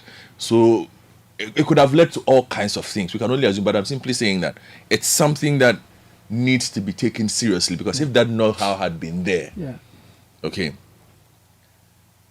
then there's the teachers as well. We will wait for the Ghana Education Service to because investigate the matter and come out and tell us what role the teachers played in this. I don't want to make any judgment calls here. We've heard one side, and at that point it was a very, one would say, a very angry side, both from the students and others. So you might not get clear details, but we want to understand what led to it being students who had to carry their fellow students. And not even take him to an infirmary, for instance. Wherever so this happened. In the event of an emergency, do students even know that they should call on the infirmary first? Or something? Where were the adults in the vicinity? Were there no adults in the vicinity? Okay, were there no adults in the vicinity? Because, look, things happen. The arguments that is supposed to have led to this, we've all been in secondary school, we argue about all kinds of things. We don't know have the full facts of what led to the escalation. But for an argument to escalate to a level where one person stabs another, not once, from what we've been, but 3 times. Again, what kind of student was he? Who would have checked? What was the track record of this student? You understand? How did was it a knife he stabbed him with? How in there was a scissors, but in that environment, how is it an exams environment? Yes, how do you have access to such a thing at that point object. there? Right. Was it on the floor? There are lots of unanswered questions, but it would not bring back the young man. That's true. And I think you went to the house, right? And I think you're going to share with us a bit of what you heard. But for me, those are just my few observations from this, and there are always lessons to be learned. And it's unfortunate that we have to always learn lessons from such tragedy. Hopefully, we actually do learn. We can only hope. That's what I'm saying, that I hope the Ghana Education Service acts, because the responsibility of the Ghana Education Service is a very large one. People are entrusting their kids to you. Okay, so there are certain things that should be made. It's not just about educate the child. Okay, people have expectations of safety. That's why when a parent hears certain stories, they'll go to the school. The schools also say, okay, we are handling it, we are doing this, that's fine. But I'm just saying that perhaps we need to improve on some of the existing structures for conflict resolution, for first aid, and most importantly, like I'm saying, for now, hopefully they are providing some grief counseling services to the students. The crisis on grief counseling happened yesterday. It happened. Yes. Some counselors were there. We'll bring you an update. GES has a statement as well. We'll share that with you, but we'll bring you tech and social media trends very shortly. Nathan is here. We'll take you through that. Tech and social media trends is brought to you by Telecel and First Bank Ghana. The Telecel More Money promo is getting more exciting. Over 1.2 million Ghana cedis has been giving out in the daily weekly draw, with more to go. You could be a winner too, so simply opt in for free by dialing *500# or send win to 500, or visit the Telecel Play app. Then reload your mobile using your Telecel Cash wallet, or make payments onto your fixed broadband account, and you could be winning 1 million Ghana cedis grand prize in the Telecel More Money promo. The more you reload, the better your chances of winning in the Telecel More Money promo. Remember, dial *500# or send 10% win to 500 or visit the Telecel Play app to opt in. It's a promo regulated by the NLA on the Caritas Lottery platform. T's and C's apply. Telecel, connecting energies. Now we're still in the long vacation mood. And the children, they can't be, very, very boisterous at home. What you can do is to enroll them of the First Bank Ghana Junior Internship Program from July 15th to September 15th. That's what's been happening. You help them gain valuable work experience. If they are 12 and below, open the Kids First account for them. If they are 13 to 17, open the Me First account for them. Make an initial deposit of 300 Ghana cedis and apply for the First Bank Ghana Junior Internship Program. Your child or ward will experience an exciting 5-day internship at any of our branches. And they get to participate in an essay writing competition, win an attractive cash prize. Find out more about the First Bank Ghana Junior Internship Program. Please call 0596 921 921 or email firstsolutions@firstbankgroup.com. First Bank Ghana, you first. And anytime you hear that sound, we are getting into what's trending, what are people saying, and let's get you some tech news. Nathan Ni Obudai. Good morning, Nathan, again. Good morning. Good morning. Since we are talking about O'Reilly SHS, O'Reilly SHS is in the trends. It's occupying position number 12 in the trends. The people are still talking about the episode and everything that's happened there. It's a very, very serious incident. Very, very tragic. I don't think we'll stop talking about it anytime soon. Away from that, if you go to the politics, you've got names like Kennedy Ajipong, Arnaud Dompré, all trending. The two MPs have said all kinds of things, and they they are in the trends. Arnaud Dompré for his Galamsey comparison between the NDC and NPP, and Kennedy Ajipong on the floor of Parliament, saying that Parliament or parliamentarians need to be bold. They need to stand up to Ghanaians. Ghanaians are bashing MPs. They need to respond. They need to remind that that they are not anybody's servants. It's all there. It's all there. Yeah, man. Anyway, other things trending. Some sporting news. Godfrey, I'm sure you've seen the short list for the Ballon d'Or. Yes, it's one of the worst lineups of Ballon d'Ors I've ever seen in my life. And I don't like the Ballon d'Or. It's an award that I actually stopped following after 2002. I don't really pay much. Pay much attention to the Ballon d'Or. I just feel like it's just gone to the wrong people most of the time. Because even between Messi and Ciro, there have been times when you felt one or the other or someone else had done enough work. But hey, it is what it is. But this particular list, I could have made the list if I wanted. Anyway, so because of that, teams like Copa Trophy, Xabi Alonso, Dani Olmo, Leverkusen, Lunin, Yamal, Top 10, all these things. How's Lamine Yamal making the final 30? Rodri is there. Yeah. Rodri is the best player in his position in the world. Ballon d'Or. I wouldn't mind seeing him there.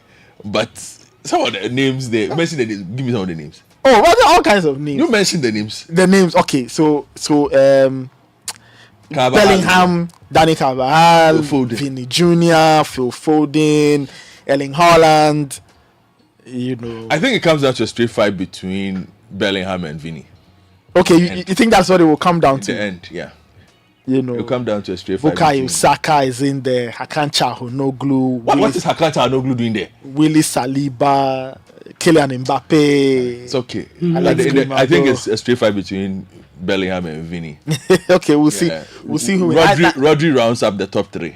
Okay, so you think Rodri will make the top 3? He should. He should make. People like to,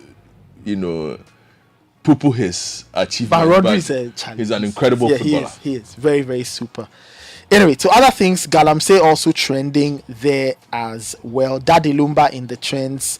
Angola in the trends. The Black Stars play Angola today, so they are trending as well. Ife Odo also in the trends. So bits and bobs all in the trends for different reasons.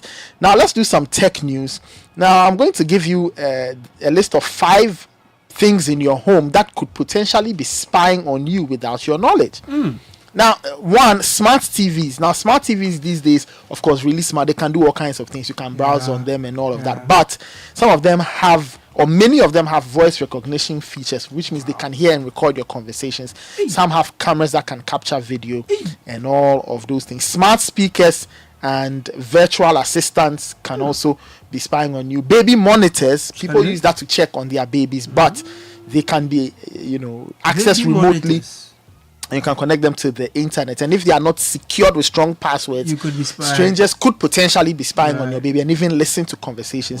Smart thermostats are also there, and security cameras and doorbells. So those are things we need to think about as we use all these smart. They are good, they make life easy, but we also need to look at the security aspect and figure out how we can stop others from having access to those gadgets so they can intrude into our spaces and all of that. So that's the segment for the morning. Wonderful.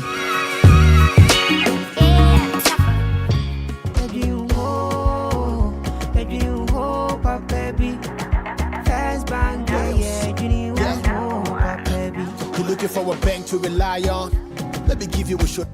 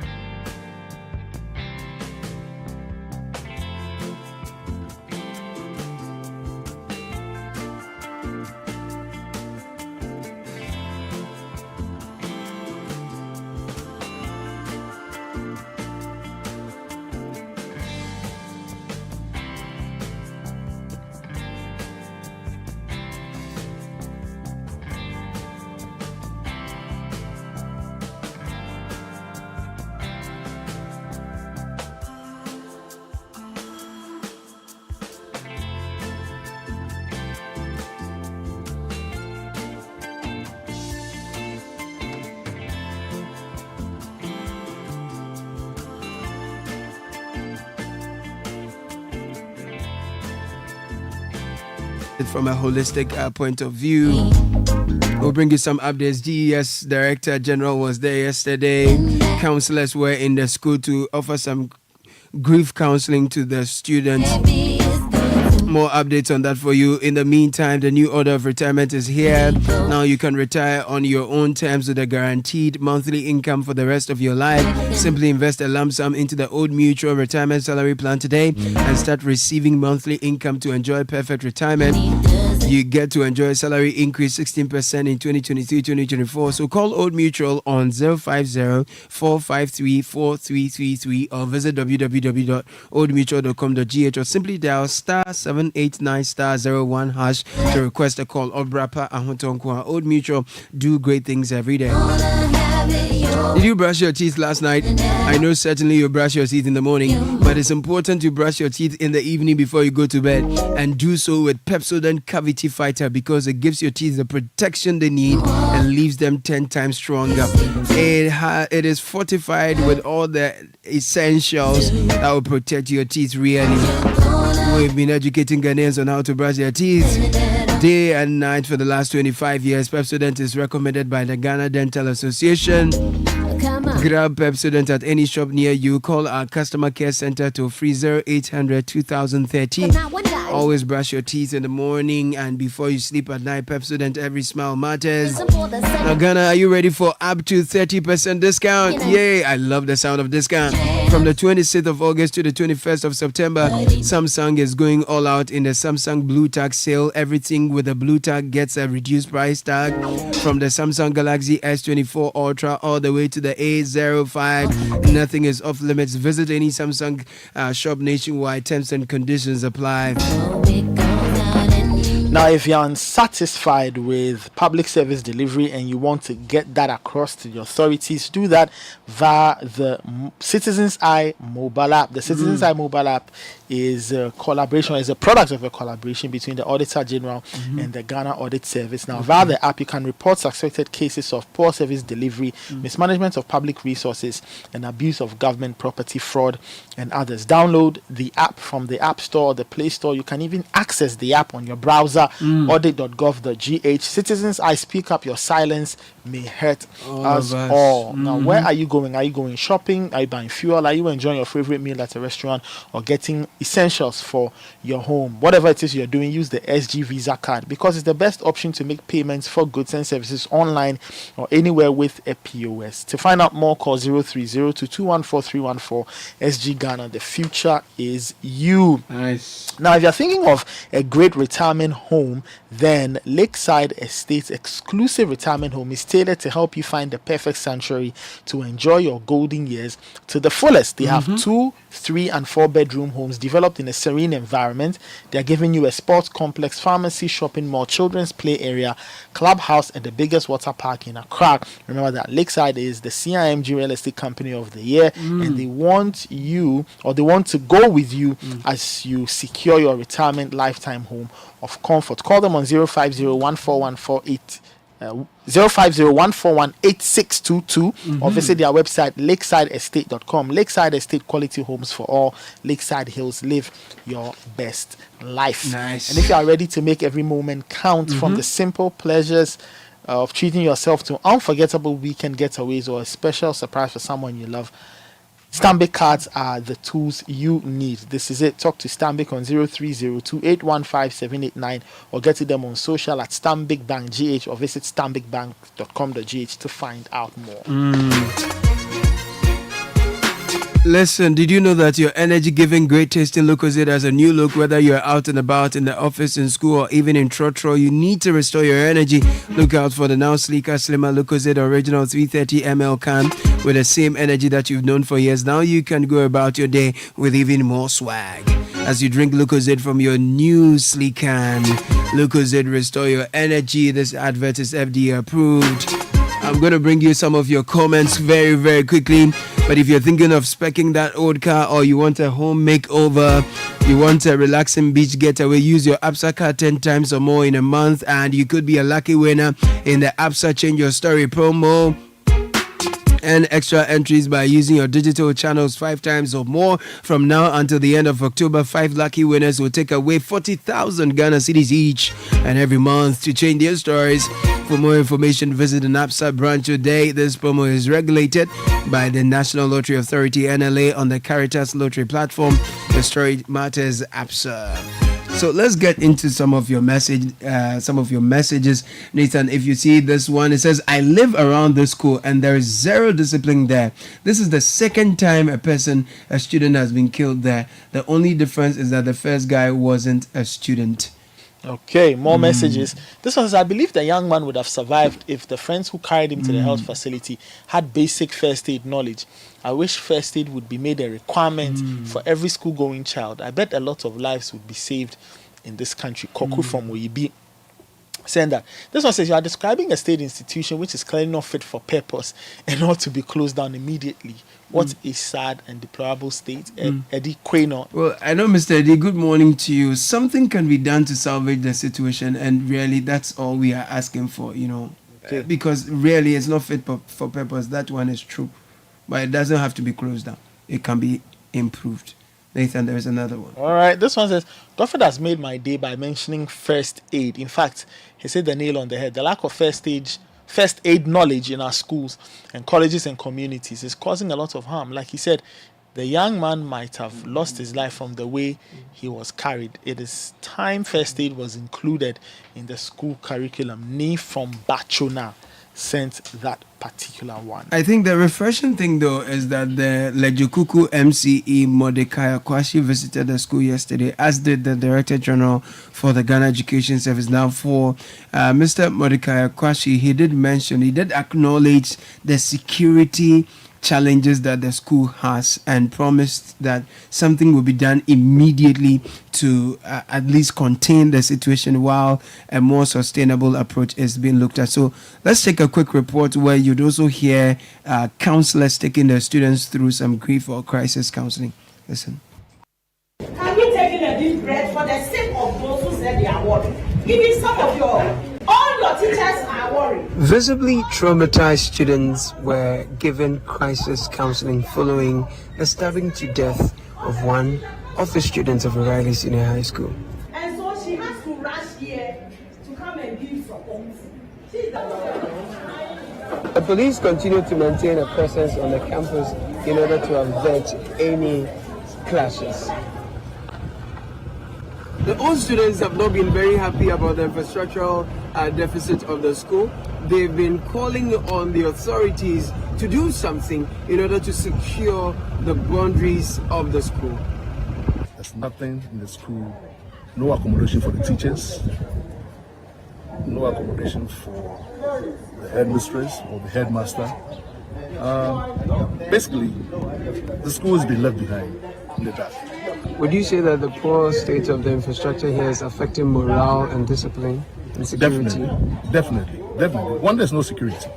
All the school land has been encroached. People walking in and out as they will and as they want. We have people building their property in the school compound, bringing their sand, cement, blocks, right through the school main gate. Security doesn't exist. Anybody can come in.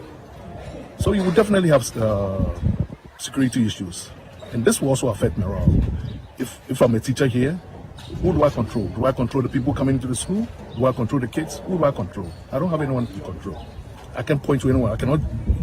I do not have any say and say, you are a stranger, please get out of the school. I don't have. The Lejokuku MCE, Mordecai Akwashi, has been here. He's engaged authorities of the school. He's assured that measures will be taken immediately to secure the security of the school, to avert any tensions on the campus. There are security issues with the school that we need to take care of in order to empower the school to take charge of security and the discipline. So the first actions we will take will relate to these two things. Our purpose right now is to calm things down and reduce the tensions so that the students can finish their exams in peace.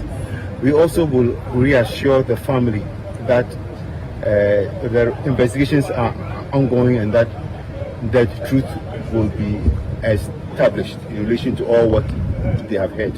Right. We saw also that some crisis counseling was given to the students who've been traumatized. You want to update us on that? Yes, that will continue. You can imagine how traumatic an event this is for students who are writing exams. Indeed, some wrote exams immediately after the event. Your guess is as good as mine in what state of mind the students would have been in. Monica Akwashi has been assuring all stakeholders that this unfortunate incident will be taken advantage of to build the infrastructure that is direly needed to enhance teaching and learning on the campus. There are still some unfinished projects in the school, and we will take this 100 years to try as an occasion, as an opportunity to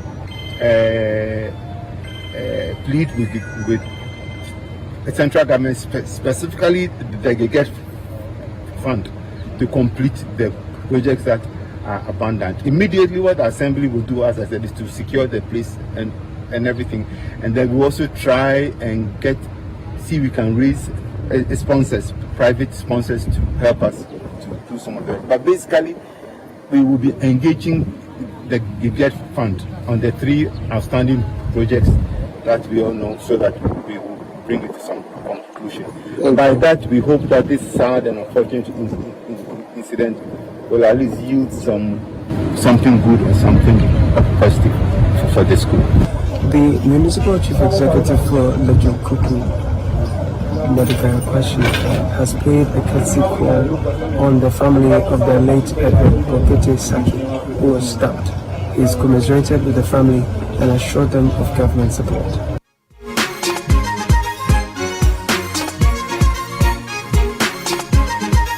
So, Godfred, that's the update from the councillors and the MCE who visited the campus. The Director General of GES was there earlier. We missed that. We didn't meet him while we went there. The reports are that he went to the family home. Exactly. Of the young man. Exactly. They tried to have a meeting. It didn't go too well. But they are saying they'll make sure investigations are carried out, and then we've had a lot of promises in there. Hopefully they're able to, and that's the thing. It always ends up on hope. Yeah. They say a lot of things. So it ends up on, you can only hope these days that they do. Well, those are the councillors I heard. Yeah, those were the councillors. Hey, why? It's okay. Why? Oh, it's okay. Oh, they said they came from regional to come and counsel them because they know they are traumatized. Okay. So they are providing them with succor. Okay. So that they should be strong. We wish them well. Yeah.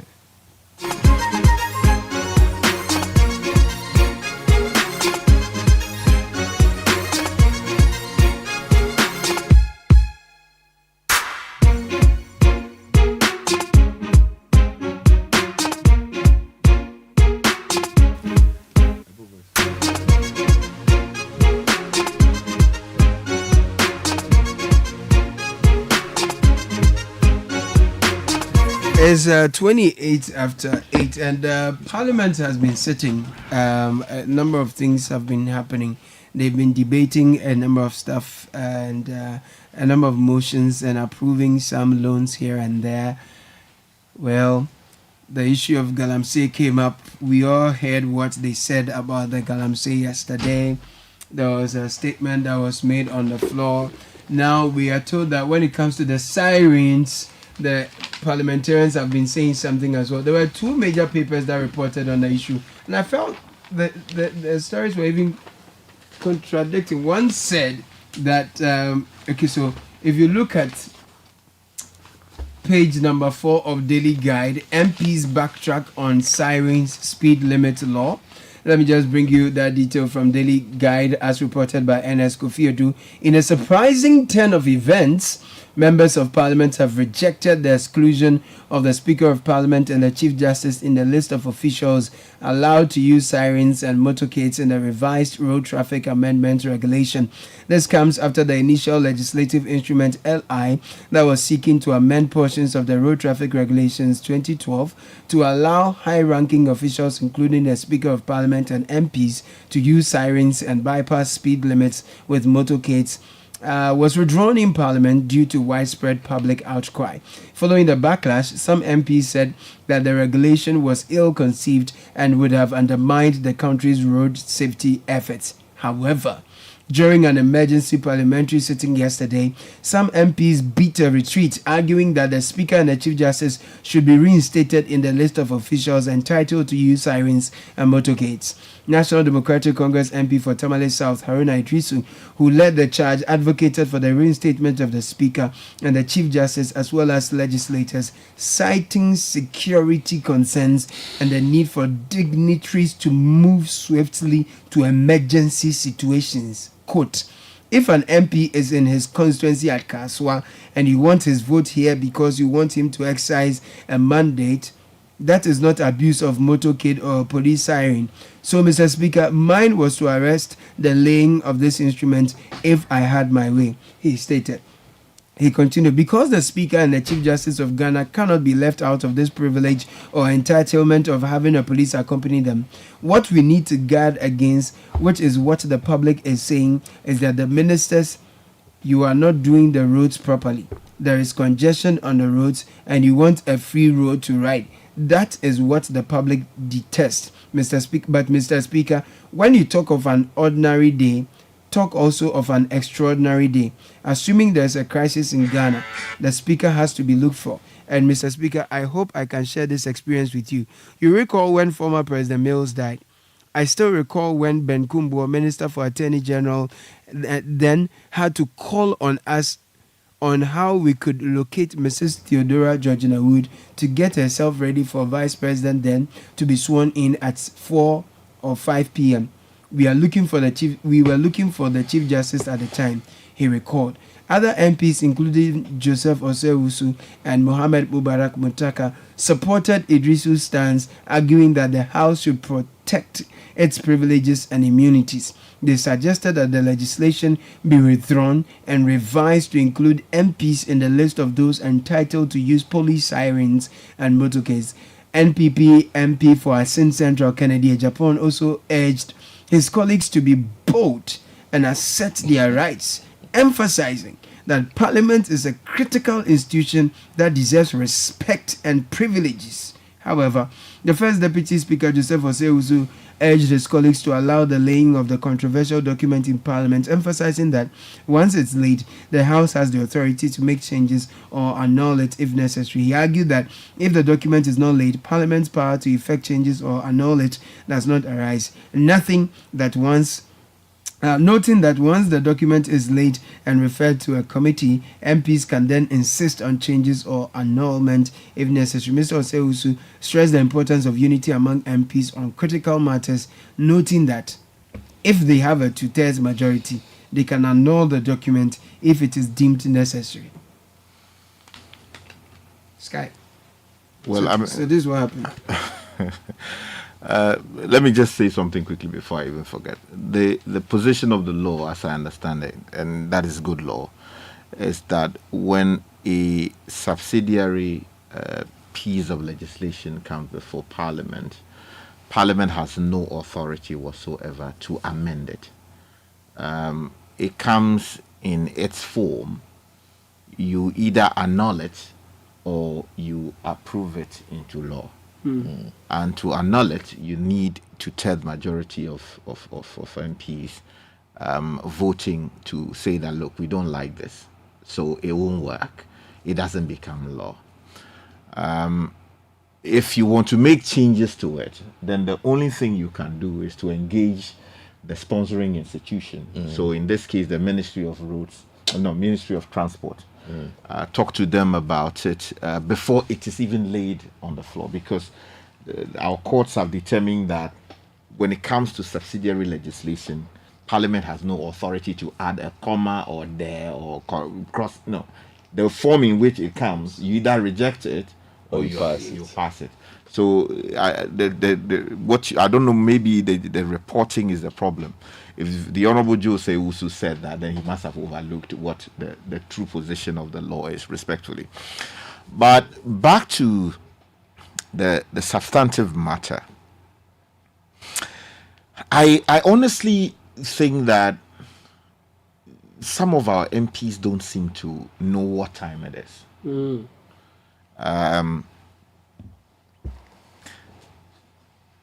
Parliament rose at the time when many people were critical of the institution for reporting late, doing very little business, and ultimately adjourning without having dealt with a number of things that they themselves or the government considered urgent businesses that required parliamentary attention. Of course, you have politics around the whole thing. People pulling their weight or throwing their weight about and all of that. The House was adjourned.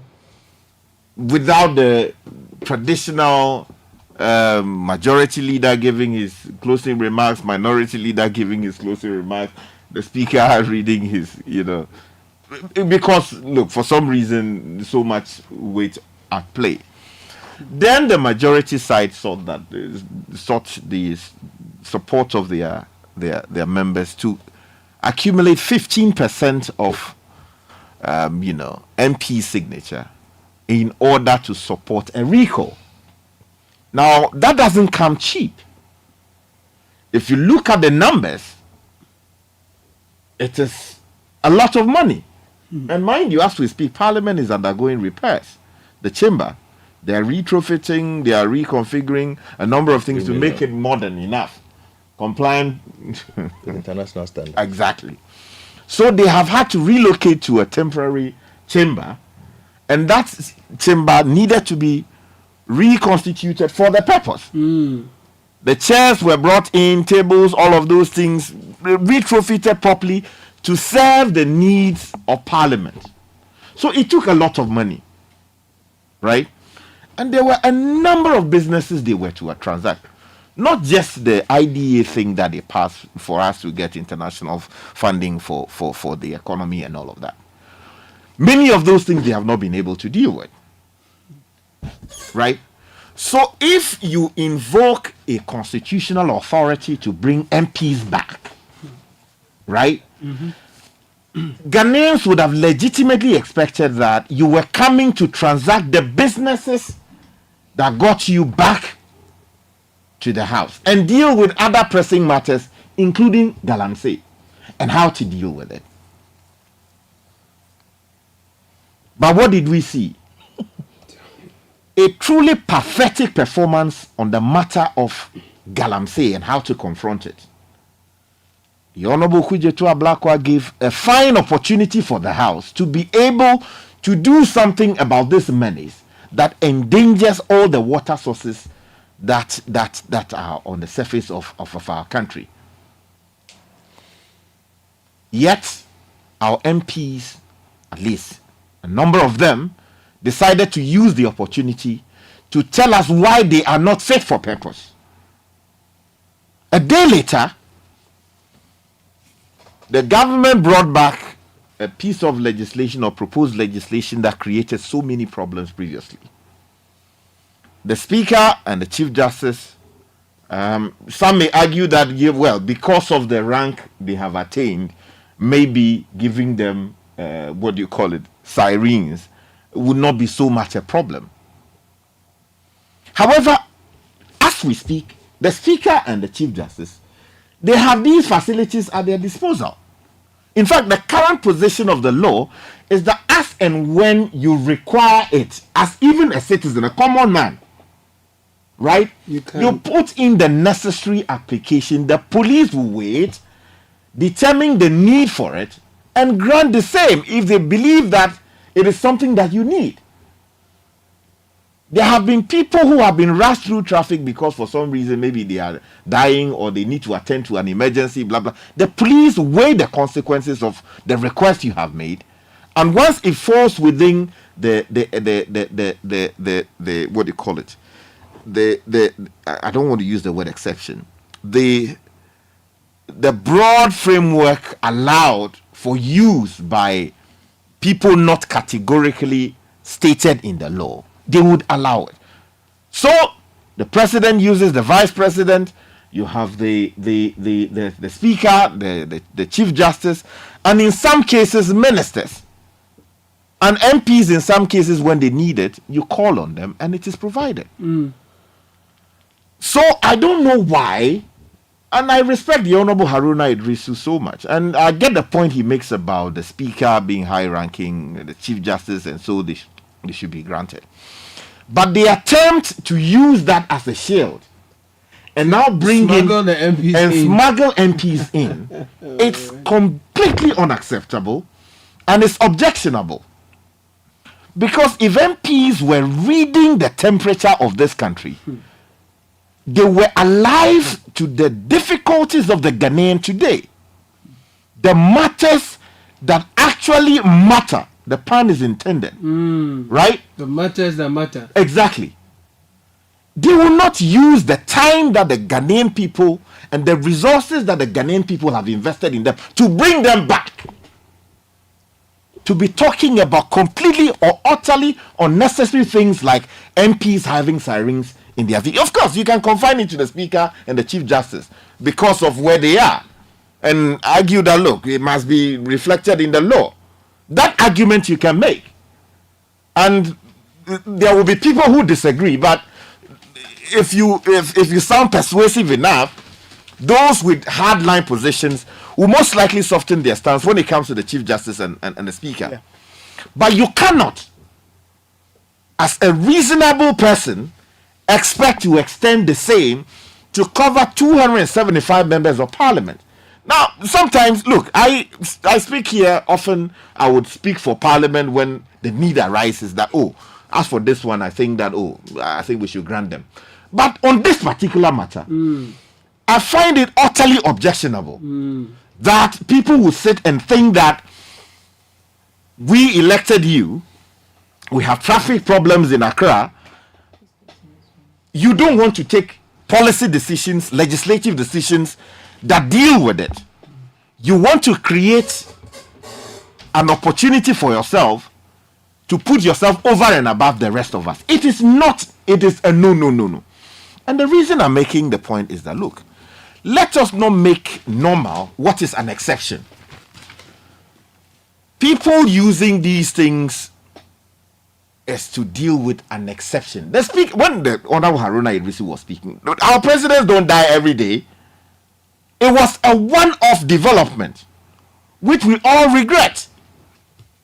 And even that people will tell you that if the state was responsible enough, perhaps President Mills would not have left the way he left.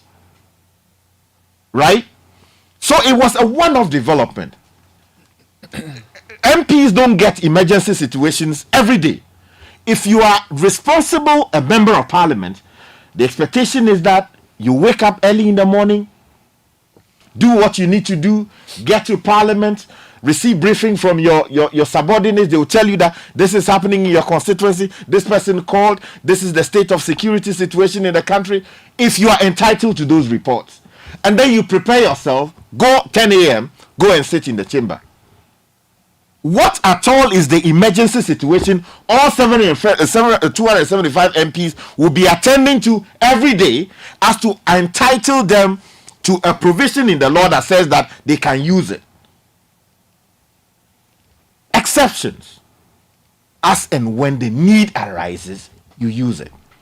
So all the arguments made yesterday, with the greatest respect, I think these arguments are insensitive to the plight of the Ghanaian people. They do not recognize that people from Kaswa to Accra, civil servants who are coming to Accra every day to work, to ensure that this nation moves, market women, the traders who have to wake up at 4 a.m.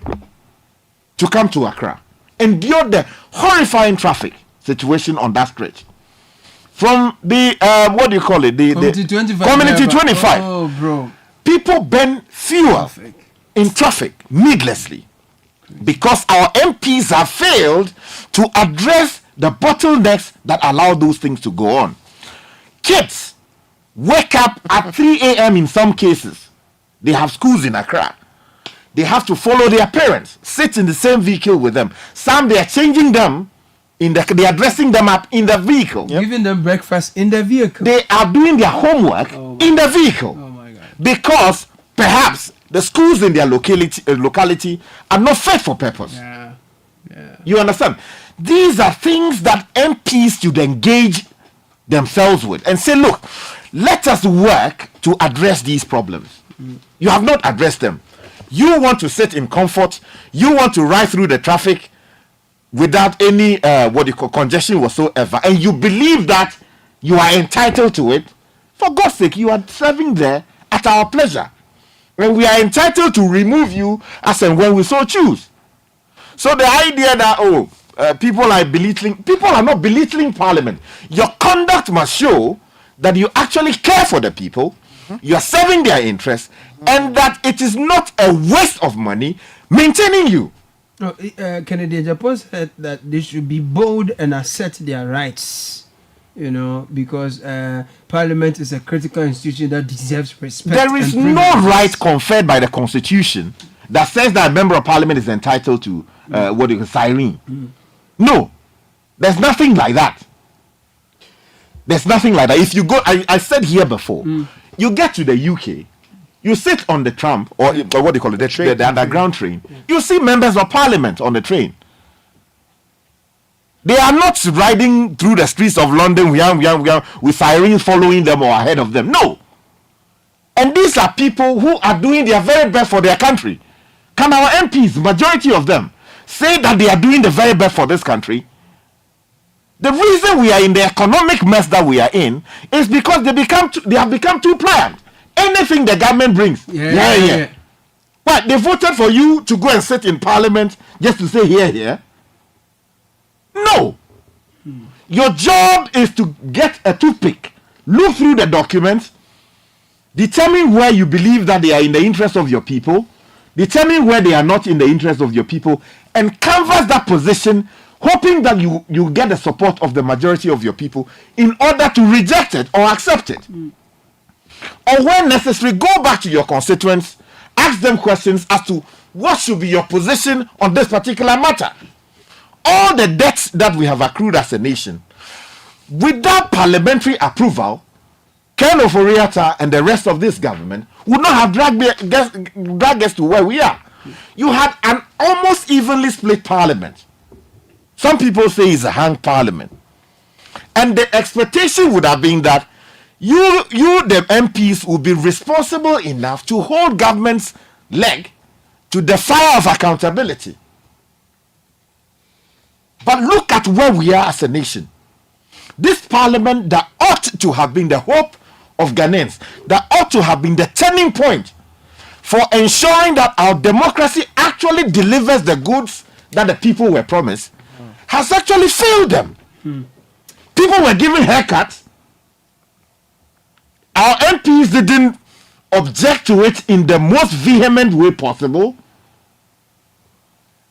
Old pensioners, you see them in their sorry state in front of the Ministry of Finance, picketing, begging for money that they had worked for so many years, savings that they had made, hoping that in their most difficult situation they will be able to go to hospital and receive the care that they need. The National Health Insurance Scheme has become a system that is actually not working the way it has got to work. While it serves some purpose, majority of the time people go to the hospital and tell you wait there and cover. Sky, I'm going to no, hold on. I just want to. So if you look at that situation, there has got to be a certain sense of responsibility on the part of the MPs to realize that these are issues we have to address. In fact, if you address these issues reasonably, and you say that, oh, we have done our best, and we are hoping that if you give us A, B, C, D, we can do more, then we will be talking. Right. But you have not done this. Everything is in shambles. The government performance, bazaar. And you want more privileges. And you want more privileges. I get it. Please. Okay. Go back and reassess yourself. So listeners, this is what we are talking about. I'm taking you back to Parliament yesterday. Haruna Idrisu addressed the Speaker. The majority side also spoke, and then the Speaker also shared his views. So let's bring you Haruna Idrisu's comments on the floor of Parliament yesterday. You can keep ministers and members of Parliament out, but this republic has three important personalities: the President, the Vice President, the Speaker, and the Chief Justice. Four important personalities. And Mr. Speaker, it is not for this House to sit for a minister. Yes, MPs. There will even be times that, Mr. Speaker, leadership is here. When you have to take a major vote, you are looking for a member who is still in his constituency in Kaswa. You want his vote here because you want him to exercise a mandate. That is not abuse of a motorcade or a police siren.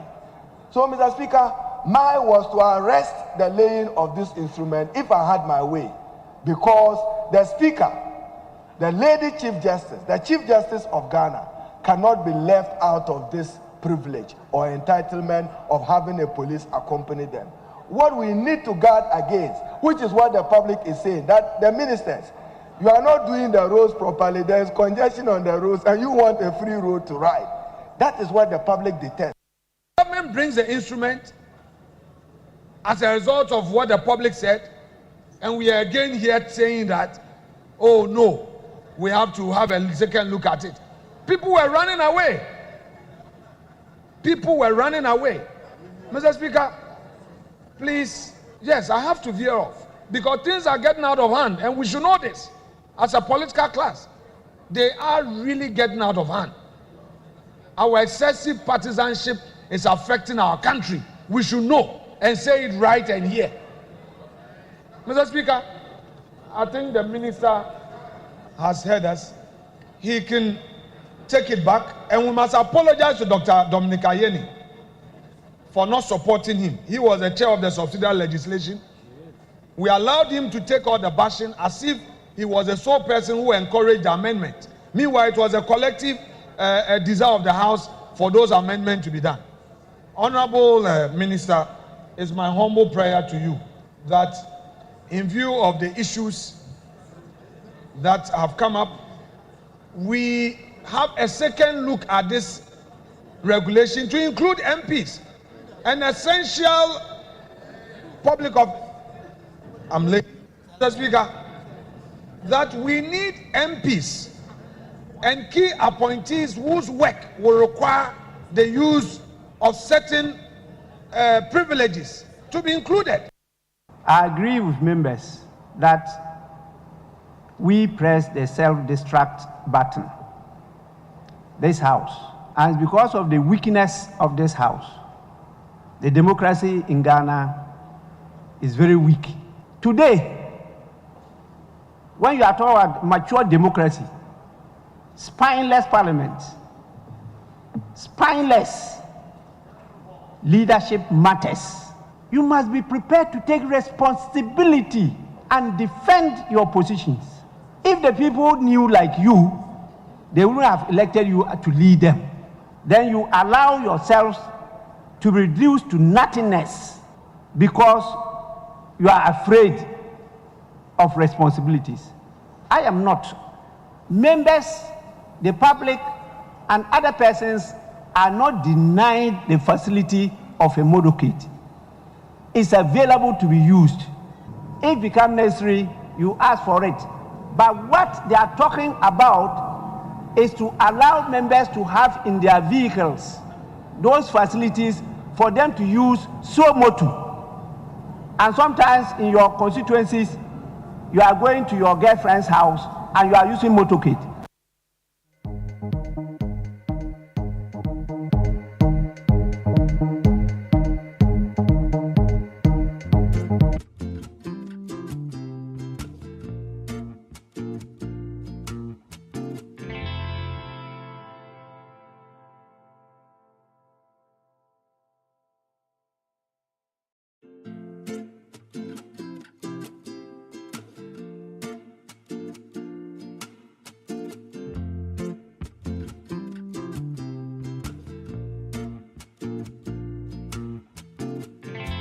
The former minority leader Tamale South MP Haruna Idrisu, and then a bit later you had Alexander Afanyo marking majority leader and MP for Efutu, and then you had the speaker as well. I say I have a confession, so you gotta listen. See, I like Beyonce, but she play with Jika. I like Uniki. You know, last night on Beyond Borders, I had a conversation with this Ghanaian who says he's not coming back to Ghana. He feels that in the last couple of years since he left, when he compares Ghana to where he is now, things are improving where he is, and back home things are deteriorating. And one of the things he cited was that the president of the country where he was could move in just his car, and just that, and he's okay. And he dared me. He said, "Can your president do that?" And I have this feeling, listening to this conversation now, that, I mean, if collectively we are all secure, why would anyone be looking for his own personal security? Do you get me? If the security situation as a whole is great, why would I be pushing so hard for my personal security? If together the traffic situation is enhanced and we are all living in a situation where you can move from one point to another in a convenient, safe and decent and cost-effective manner, why do you want such excessive privileges? So what the MPs are failing to avert their minds to is that nobody dislikes them or wants to take any privileges away from them. But what is irksome about the agenda they are pushing is that we are all in a mess, and we have put them there to represent our interests, to ensure that things get better for all of us. But in pursuing the agenda we have given them, they seem to put their interest and comfort and luxury and privileges way over and above the rest of us. And that's what they are not getting. And I started to think, what's making them beat retreat now? Is it that they feel that, okay, now our attention is not there? Oh, man. Before you yes, go on. You see, with the greatest respect, sometimes I don't know whether some of our MPs take the trouble to read the rules that govern what they do in the House. Just recently, they passed a new legislation, which allows basically a new set of rules to govern how practices, the new standing orders. Right. If you go to Standing Order 52, there's a provision that says virtual sitting of Parliament. Okay, virtual. Okay. Right? So ideally, even the recent recall, it could have been done virtually. It could have been done, virtually, without need for the heavy investment we have had to make to fuel them from their respective constituencies or wherever they may have been to Accra to come and attend proceedings here. Retrofit the dome for that purpose. That could have been done. And then the arguments that they are making that, somebody is in Kasua and he has to go through traffic because there's a vote that he has to take. The rules allow for electronic voting. It does. Electronic participation in proceedings of the House. So if this Parliament is actually alive to its responsibilities and knows what time it is, in this day and age of remote decision making, virtual sittings of courts and tribunals and parliaments around the world, then they should be looking in that direction. And that would also mean that they are alive to the challenges of deploying ICT in our environment. If investment has to be made to make sure that they can sit in the comfort of their constituency offices and still take part in parliamentary proceedings, they should do that. But it would seem that perhaps some of the people talking have not taken the trouble to read Standing Order Rule 52 of their own, Bible. Rule and then 52, yes, Rule 52. If you go to Standing Order 52, is that? Read it for me. Let me see. So let me take you to this one. It's a virtual sitting of Parliament. The House may adopt a procedure for a virtual sitting in extraordinary circumstances, such as the event of instability, chaos, pandemic, or any disaster that makes it impractical for every member of Parliament to be physically present in the chamber. 2 says, subject to 112 of the Constitution, which is the section, Article 112 of the Constitution, and for purposes of a virtual sitting, the location of members may constitute the place appointed by the Speaker for sitting at plenary. Right. You understand? Right. And it goes on. If you go to 4, for instance, it says that The choice of a virtual platform shall enable members participate remotely while ensuring continuous engagement and fulfillment of the mandate of Parliament. The recall could have been done virtually. Yeah, that's right. But the first of all, the requirements, they ought to meet all the requirements. And then also there's talk of what they call it, chaos, disaster, pandemic, and all of that. Of course, these are just, it is not it's not an exhaustive list, strictly speaking. So if the need arises, you can get that done. And then also there's an opportunity for remote, electronic voting and all of that. So I don't know why. Yeah, I admit that this is a new document, and not all of them would have. But they passed it. Yes. It's coming from Parliament. Yes, but sometimes you pass it before you read it. True. You pass it before you read it. Sometimes, because maybe it's a big document. No wonder we owe so much as a country. Like you sign contract before you read it. Let me tell you a story. Anyway, go on. Go for it. Yes, please. You take it. No, you pass it before you read it. Yeah, so when you change your mind, you can always rescind. The rules allow for rescission, like we did yesterday. So rescission. So you have changed your mind. Go for it. So the majority leader says they should apologize to Dominic Ayene, because then when they had to stand behind him, they all, made it look as if he was the only one who was introducing this idea. So now they are pushing it again. I still I'm a bit confused about this and the insistence by the MPs. By some of the MPs, yes, thank you. These days my lawyer doesn't allow me. By some of the MPs on this position, in the sense that when the matter came up, there was very strong public sentiment about it. Why did they come back? The public sentiment towards this matter has not changed. There is no indication. 2, in all the debates that were made, I did not hear a single fact-based argument. All the arguments they were making were emotional. How many times have MPs missed out on important sessions? How many times did the availability of a motorcade save the session?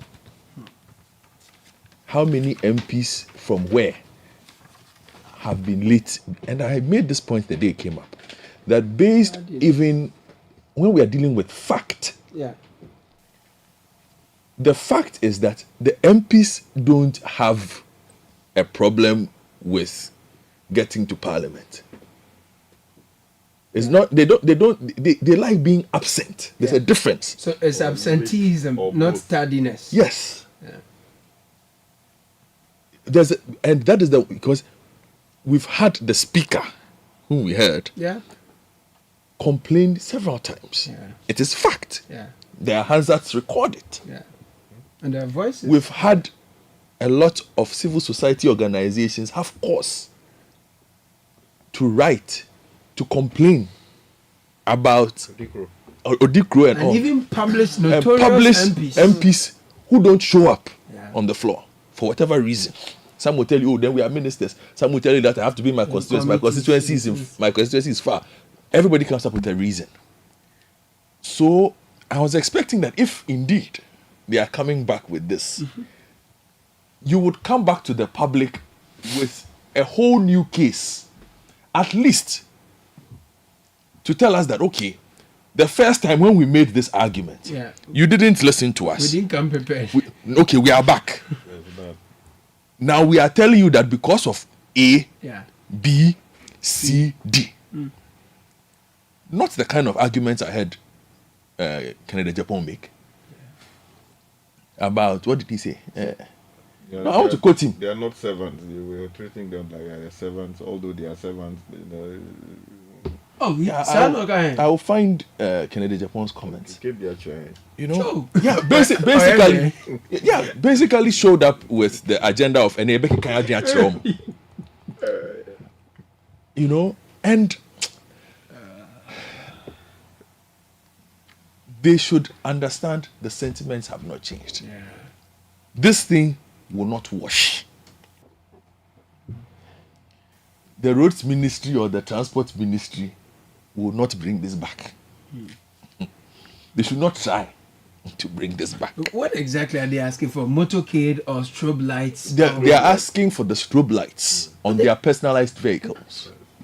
Oh, okay. Okay, so that they can move within town, which is what the point Speaker Bagbin was referring to, that he doesn't want the case where the person is going through. He's going to the girlfriend. And then you go and check. There's nothing happening. But the strobe light, they even have it too. Is there or not? Yeah, the dream of every citizen is that he will sit in the trotro from Madina Zongo Junction or the public transport from Madina Zongo Junction comfortably to Parliament House or to Accra, and sharing the front seat with him would be his MP or her member of Parliament in that public transport. Where they are talking about things that matter to them. It is not the dream of every citizen that whilst he's struggling in trotro, he will turn his neck or his or her neck through the window and you are passing by under the guise of I'm on my way to represent you. In the national interest. When we know that when you get there, these arguments that you are making will simply infuriate your constituents.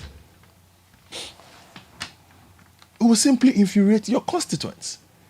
So, again, Sky makes a fine point about reading the room. Your constituents at this point in time are not interested in adding to your privileges. Why? Because a lot of your constituents have lost a lot. You're asking them to give you more. Why should they give you more? What have you done for them? What are you bringing to the table in their estimation? You might be doing a lot of work, but so far as they are concerned, they are not feeling it. So they are saying that, well, we will not allow you to do A, B, C, D. And we have told you this. Yeah. But listening to the arguments yesterday, I was like, oh, okay. We insist that even if not for us, but eventually do it for the speaker, do it for the chief justice. Then later, that may be, that's too small and too small. No. I'm yet to read anywhere of the chief justice being late to attend an event. She has a motorcade of 3 now. Last I checked. Oh, okay. Perhaps as and when, but the day I met her, 3. Yeah, 3. Yes. And she has not complained. She has not complained. Unless there's a memo to Parliament that we have not heard about, that she keeps getting stuck in traffic from her bungalow to Accra High Street. So they should give her something to get to work. And she does move pretty decent. In fact, the Speaker of Parliament. Yeah. Every time I have met him personally, I don't know what others have experienced, but every time I have met him in traffic personally, they are going. Yeah. In fact, the previous speaker, the last time I met him at the airport, was as if there was a fire on the road. Wow. Fum. Yeah. On the airport, they were on their way. Yeah. It's dead in line. I'm not complaining. I'm simply saying that. So why do you want to go and add to the law when the man gets to Parliament the way he's supposed to get to anyway? You know, the other speaker that lives around somewhere in North Legon, the previous one. Yes. So all the time when there's traffic on the Okpongolo side, they're always using the other one, and it's on top speed. Yes. So I'm sorry, MPs, you can be as upset as you want. But we won't buy But we will not give you strobe lights and sirens on your vehicles. If you are late for somewhere, write to the Ghana Police Service and let them come and carry you the way they carry others. Let them wait. But we will not give you personalized sirens on your vehicles. Thank you. No, it will not happen. You see, the point, because we know it will be abused. We will not mince words. It will be significantly abused. And I'm sure Speaker Bagbin had that at the back of his mind when he made that point. That more of them will abuse it. Doing all kinds of things. Going to all kinds of places. And they don't want the added scrutiny. Power to the people. They don't want the added scrutiny of their activities. Why should you be going there and be doing sorry? I mean, you know. I'm just saying. You want to know you are coming there. You know how to get there. Do they know that people are aware, you know? So these things. Oh my God. And look, my ultimate disappointment finally over the 2 days that they met. Yeah. Again, is just look. I heard Anobo Anodompe. I heard the Galamsey debate for me was shameful. Too bad. Some of the arguments that were made, look, we have to get to the point where certain matters are not matters of debate. They are matters of consensus. How is there a debate over Galamsey and where we are? Consensus on the no speed limit for the MPs to drive. That's the point I'm saying. No, even with this one, there's no complete consensus. That's why I said some. Okay, a few don't want it. Yes. Okay. But on the Galamsey matter,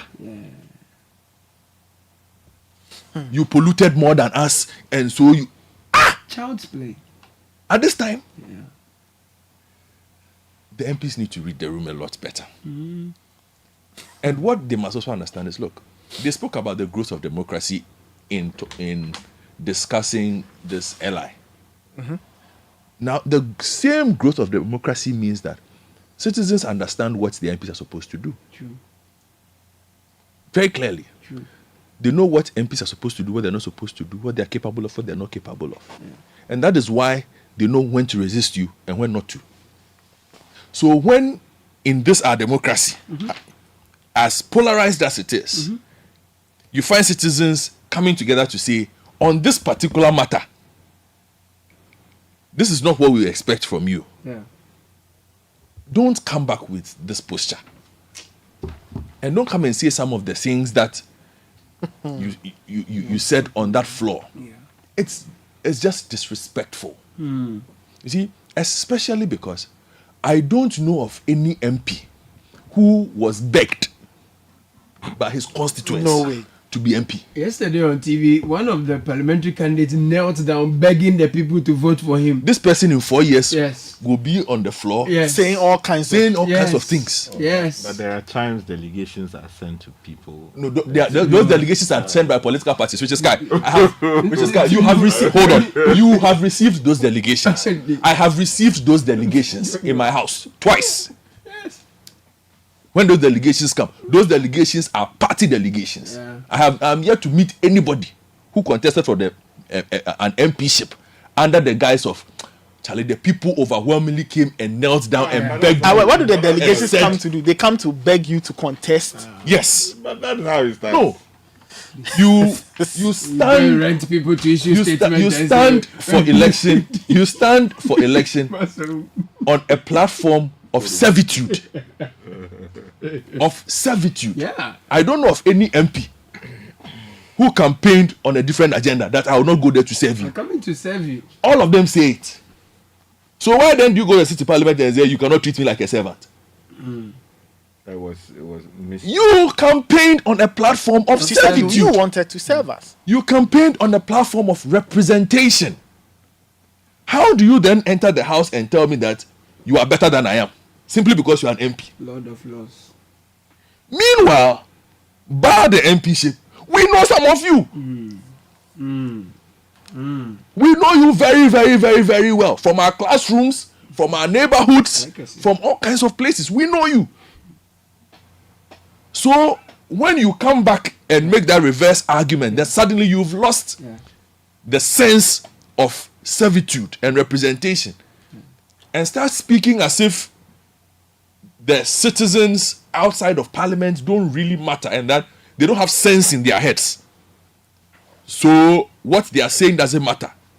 And that you cannot allow the public to bully you. No. It is not public bullying. They are simply telling you that we don't like it. You just don't like what you are hearing. That is why you feel you are being bullied. You are like a child. You want a toy. Your parent says no. You start crying. You are throwing a tantrum. I want the toy. We will not give you that toy. Thank you. Go and sit down. Thank you. Go to the naughty corner. Nathan, you see, even with the recall, right? they had tabled to discuss a number of issues. 11 items were scheduled for discussion. At the end of the period, only 2 issues were addressed. Okay, before you go. Yes. The O'Reilly, are you sure those were the councillors? But you're back to the counselor. Just before you continue. Yeah. Are you sure? No, I went to the classroom. They were counseling them. So I just... Were they speaking to them or they were counseling them? What did you hear? Because I've received significant feedback from quite a few people also asking the same question that, are we sure the people they heard were counsellors? So you need to verify the identities well. Oh no, they are counsellors. Nathan, let me take your thoughts. Okay, right, Nathan, please. When I return from this break, I'll give you a lot of time to tell us your views on this one. 97.3 Citi FM, Citi Breakfast Show. We'll be right back. Unleashing the power of relevant radio. This is Citi 97.3. Hi, Mom, it's me, Kwame. Hey, Kwame. How are you? Mom, I'm fine, oh. Okay. You know something? No, tell me. I'm looking for a complete furniture set for my new place. Kwame, I've told you before, the only one place you should go, Yeah, Mom, but I need a mattress to fit my bed. Ash Foam. I need a bed to fit my room. Ash Foam. What about a sofa where go relax my body? Ash Foam. Wardrobes to fit all my clothes? Ash Foam. What about linens and pillows for sweet dreams? Kwame. Ash Foam. Mommy, I feel you. Ash Foam all the way. For mattresses to beds, sofas, wardrobes, linens, pillows, and more, don't waste time and visit any Ashfom showroom across the country or call our hotline at 0243 200 729. Ashfom. Feel it, know it. Since inception, almost 100% of Ashesi University students have found jobs, started businesses, or gone on to graduate school within 6 months of graduation. From Accra to Nairobi, London to New York, Ashesi graduates are noticed and are leading successful careers. If you dream of a rewarding life and career, an Ashesi education prepares you just for that. Learn more about applying to Ashesi at ashesi.edu.gh. Remember, admission is ongoing.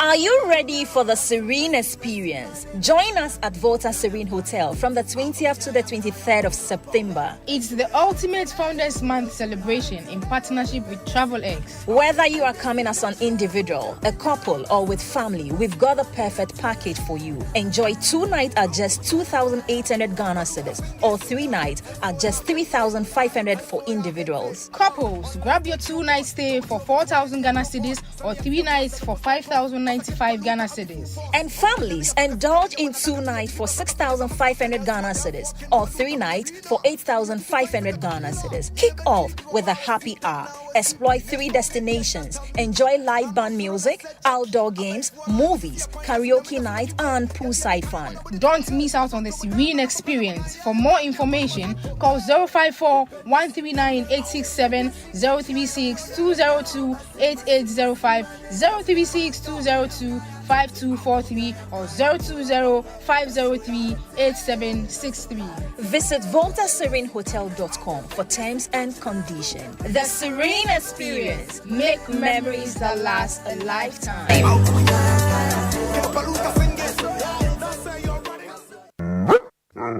Hey, my friend, let us walk quickly and get away from this dog.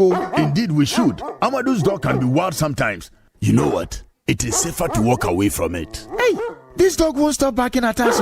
It's even getting closer. Who knows if it has rabies or not? That dangerous disease. Wait, gentlemen. Our dog is in chains and would not come near you. My husband ensures Bingo, our dog, is vaccinated annually to prevent rabies. Rabies is a disease that can cause severe illness and death among animals and humans. Rabies is spread through the saliva of a dog or a cat that has the rabies virus when that animal bites or scratches someone or another animal. Vaccinate your dogs and cats every year to protect them from rabies and keep them healthy. Remember, no bites, no scratch, no rabies. Vaccinate your dogs and cats every year. For further information, please contact your nearest health facility. This message is brought to you by the Ghana Health Service, Veterinary Services, USAID, and partners.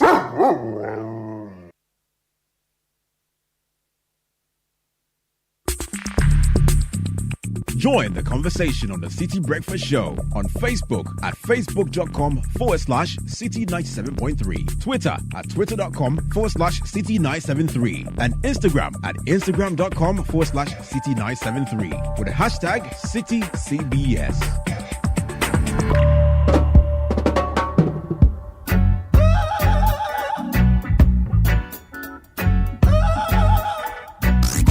Unleashing the power of relevant radio.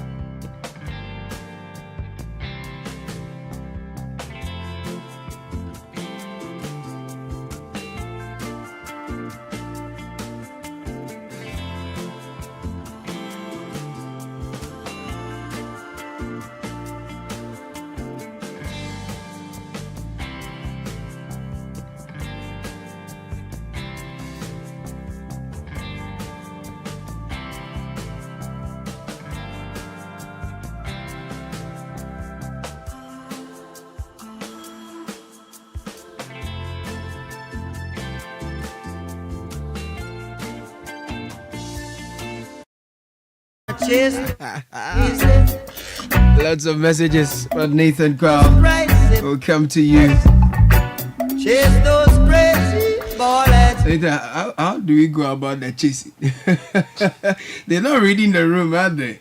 No, not at all. Not at all. Yesterday I was talking about the MPs on the Galamsey thing and how surprising some opinions were. And the fact that they don't recognize the gravity of the situation. Clearly, some of the MPs, from what they say, clearly don't understand where we are as a country. They don't understand how we feel. And they are very, very detached, extremely detached from what the average person is going through in this country. Now, the average person has to wake up, and I wake up quite early. And it's always here very early. And you are driving to work, and you see the number of people standing by the roads, hoping to catch a trosky or to get to town early, because if they miscalculate and sleep for another 30 minutes, it means that the morning is gone. For those who live at Barrier, Dowenya, 25, those places, the difference between sitting in traffic for 3 hours and not is 5 to 10 minutes, just that window. If you mistime it, that's it. So your morning is gone. You get to work tired and stressed. And yet, people who every 4 years come around, beg us, and there are videos of a parliamentary candidate begging somewhere, kneeling down and begging Ghanaians for their mandate or for their vote, to serve them, Abi? To serve them. It says, "Oh, I want to serve you, so give me the opportunity." Because in Rousseau's social contract, JJ Rousseau, right? There's a social. So we give. So from us, you emerge. You say you want to serve us, so we give you power through our vote. Because you are working for us, we give you certain concessions. So we'll give you a place to stay. you may not pay bills.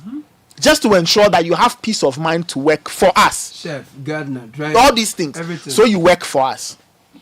And now you say that you want to be given the privilege, right?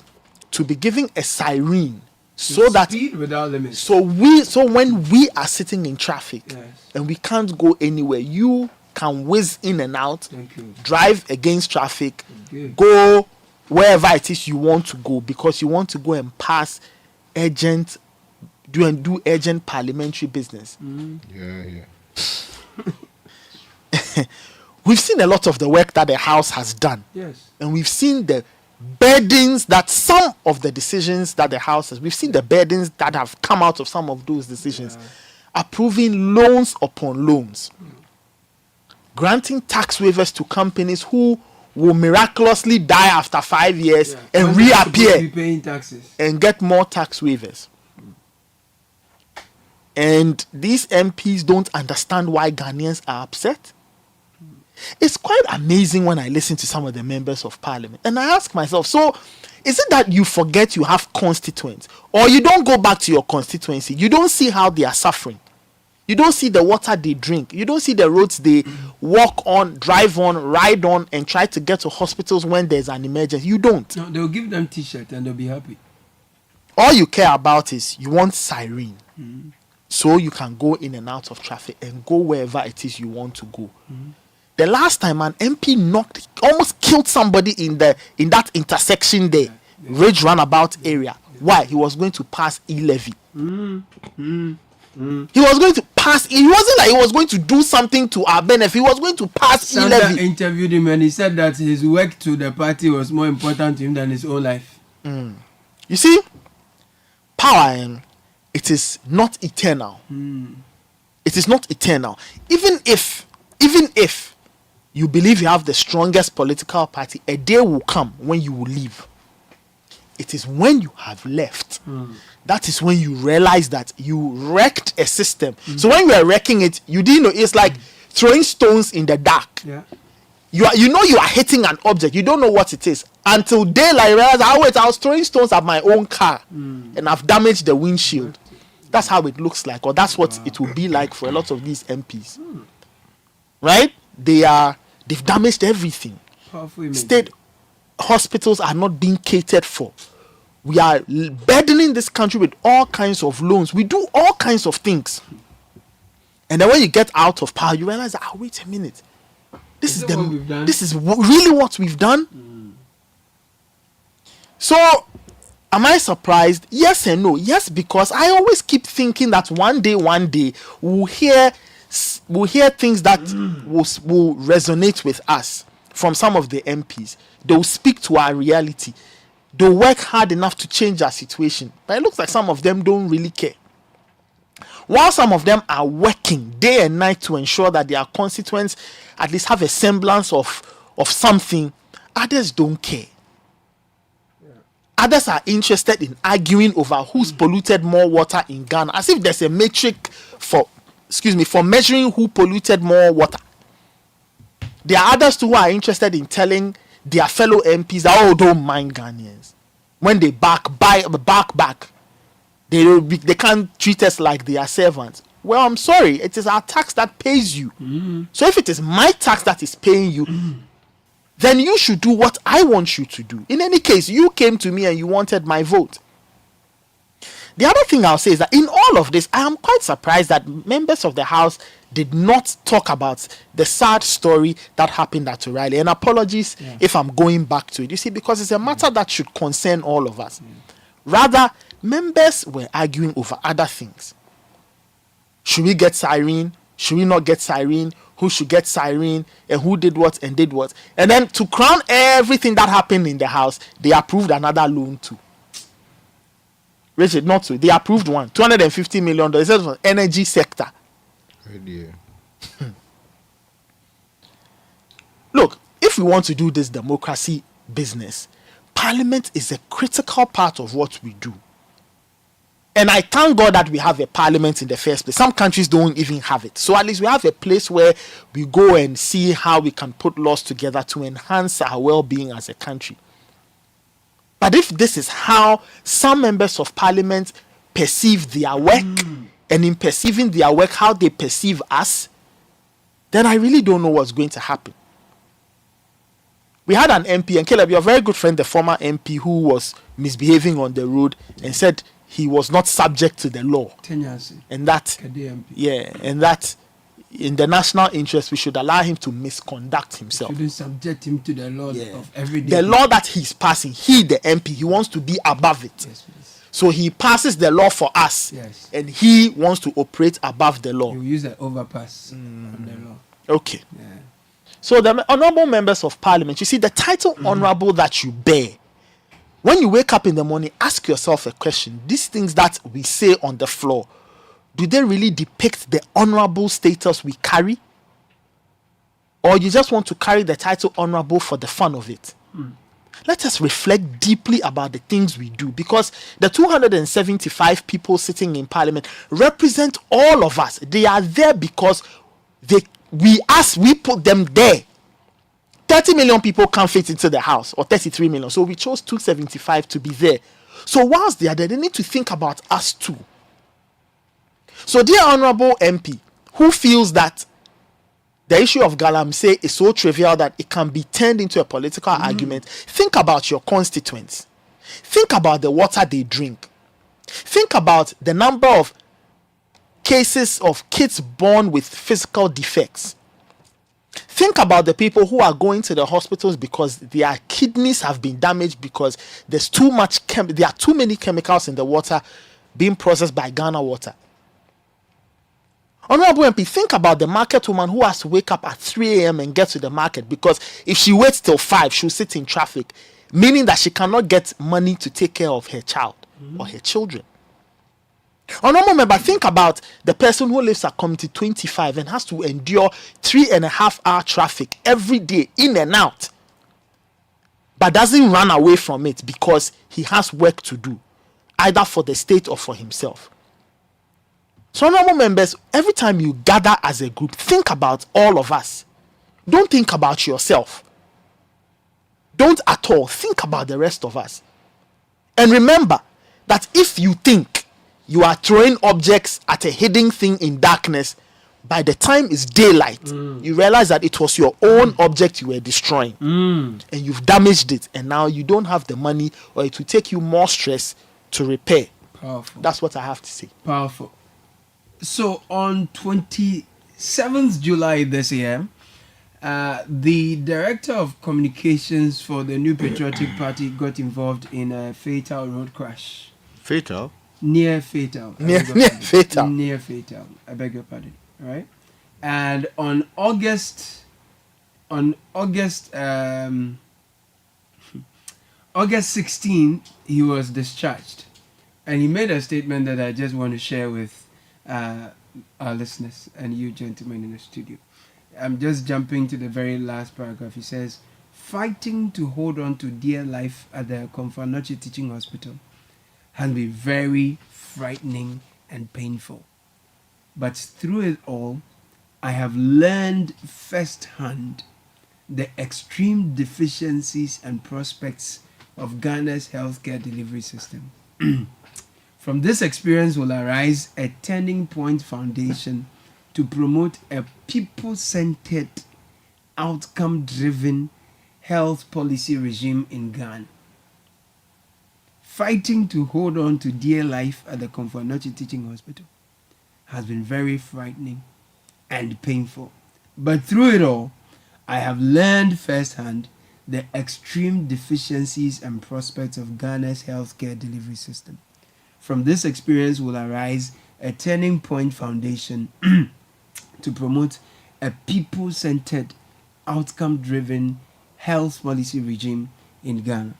What we've had over the period, a lot of policies, a lot of agenda by people who are not in touch with the problems. So there's really been a mismatch. So it took this near fatal accident for Richard Anyagba to say that he has learned at first hand the extreme deficiencies. So which means he didn't know. Oh no, he didn't know. Or he didn't care. He was not in touch. He was that not. Is so, not what because he him typically, when he's unwell, he might probably fly out, or he has money to go to some posh place. No, Sky, this is what it is. That is what it is, Sky. Let's not go that is what it is. Let's not go They've not been in touch with specifics because when there is traffic, you want to. Okay, no problem. But the point is, Richard. Yes, so the point let's take him by what he has written. So he says he now knows that he has now come into contact with the extreme deficiencies in our healthcare so let's system. deal with that. Yes. Okay, that's what we are saying. You see, because for a long time he has not been in touch. No problem. If he's now saying it, then I challenge him to do one thing. Yes. One thing and one thing only. Yes. I challenge him, right, to question and to scrutinize the promises made by some candidates of his own party, either parliamentary and presidential, if the debate is that we've done A, B, C, D, F, G. Since independence. So ask them that. After all this. Ask them that. I've experienced this. Have things improved? When did this crash happen? A few months ago. July. Yes. No problem. And I'm happy it has happened, so that he can use this. No, relax. When I say relax. When I say I'm happy it's happened, I say so because you see, it's opened his own eyes to the reality. No, Nathan. Richard, relax. Let's just say some of these things. Okay. It is important that he's seen the reality. I hope that these realities will remind him to hold his own people accountable. When they go on this speaking wild spree of saying all kinds of things, ask them that these things that are experienced, if I'm experiencing this, the ordinary person is experiencing this on a daily. And it's even likely VIP. It doesn't. No, after that, I don't care about that. What is being done? What is being done to ensure that today he's fine? But what about the ordinary person who may not be probably as resourced as he is? What is being done so that ordinary person to experience proper health care? What is being done to ensure that all hospitals in Ghana will be upgraded so much so that when something happens to me on the way from Accra to Kumasi, I know at the back of my mind I'll be okay because there are health facilities dotted all around to ensure that I'll be kept safe. What is being done to ensure that when an 18-year-old is stabbed in an SHS, they will quickly be sent somewhere where there's proper health care to take care of them? What is being done to ensure that the footballers are moving from one place to the other and there's a car crash, they'll get an ambulance to take care of them? These are the episodes that should remind all of. And I go back to my allusion or the situation I painted a few minutes ago. Right? Powerful it's like you are sitting in the dark. It's dark and you are throwing stones at an object. Because it sounds nice to your ears, you keep throwing it because you don't know what it is. You hear it, gong, gong, gong, gong, gong, gong. The next morning, you realize that, wait a minute. It's my own item I was damaging. Okay. So when incidents happen, I really expect people in the position of power or close to power to look at those incidents and say, see, we must do something to save our people. That is why we are in power anyway. Why do you want the political power? You want it because you believe you can best handle the resources available in this country to change situations. But no. No. Yeah, so Nathan, I identify with the sentiments that you have expressed. I just wanted a little amendment. You see, no matter how strongly we feel about the situation, and I feel strongly about the state of affairs in this country, I find it objectionable that the expectation was that something great was going to happen, and yet the state is failing all of us. But we cannot say we are happy that a near tragic event happened. That one, no matter how, I think we should be on the same page on it. Richard, something that happened, unfortunately, it's unfortunate. Yes, reminded him of, or brought him into contact with the realities in our hospitals. For all you know, he's never flown out of the country for any care. For all you know, he's never had the need to go to the Kolebo Teaching Hospital to receive medical care. This was Konfanoche Teaching Hospital. In any event, I mean, he is from the Ketu South constituency. I mean, what would take him to what do you call it? I'm sure maybe business or work. No, or he work related, had an accident, and then was brought there. So, I think the substance of the matter is the man saying that he has become aware of the reality facing. Yes, that's why I'm saying that. That's why I'm saying that. So it's a blessing in disguise. Yes, so we can look at it on the basis of that. I think we deal with it. Yes, I think we understand. So I'm just, and thank you for that. I appreciate that. I'm only saying that this newfound reality that Mr. Ahiada has attained. I pray that that experience, or he takes the lessons and uses those lessons as a way of pushing the government to do more. Centered healthcare. Yes. Yes. That's well noted. We would bring you some of your comments that have come in, but before then, there's an exciting new chocolate beverage out there, Sky. It's from the producers of Cowbell. Sorry about that. I'm hungry. Is there any twist? You have delivered. You need that should be properly reconstituted. Yes, the truth of the matter is that if you are listening to us, Twisco is all you need. If you are a beverage person, the problems of Ghana will leave you very hungry. Yeah, so Twisco is from Cowbell. Now people organize some Twisco for later for very important. It's a chocolate food drink with a blend of premium cocoa powder. Thank you. And rich with NFO. It's a combination of energy boosting minerals. Yes. It has vitamin B, vitamin C, vitamin D, and iron and many more. It comes in a 20G and can be found at the nearest neighborhood store in a delightful red sachet, and it's going for only 1 cedi 80 pesos. So enjoy all the goodness packed in Twisco. Start your day with a cup of the great tasting Twisco and power your dream. Is an advert that's FDA approved. And here's a big announcement coming from Breeze Right Up.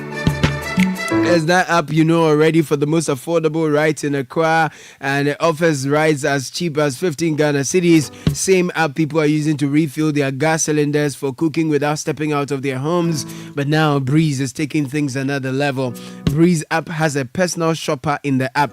So after you download and open the app, you just press personal shopper, and then you write the list of items you need and the names of any shop, market or restaurant where you want them purchased. The app will instantly send someone to buy the exact items while shopping for you. The app will send you live pictures of each item selected from the market or shop, and then also add the prices. Once you agree, the personal shopper will pay for them and bring them to your home while you relax.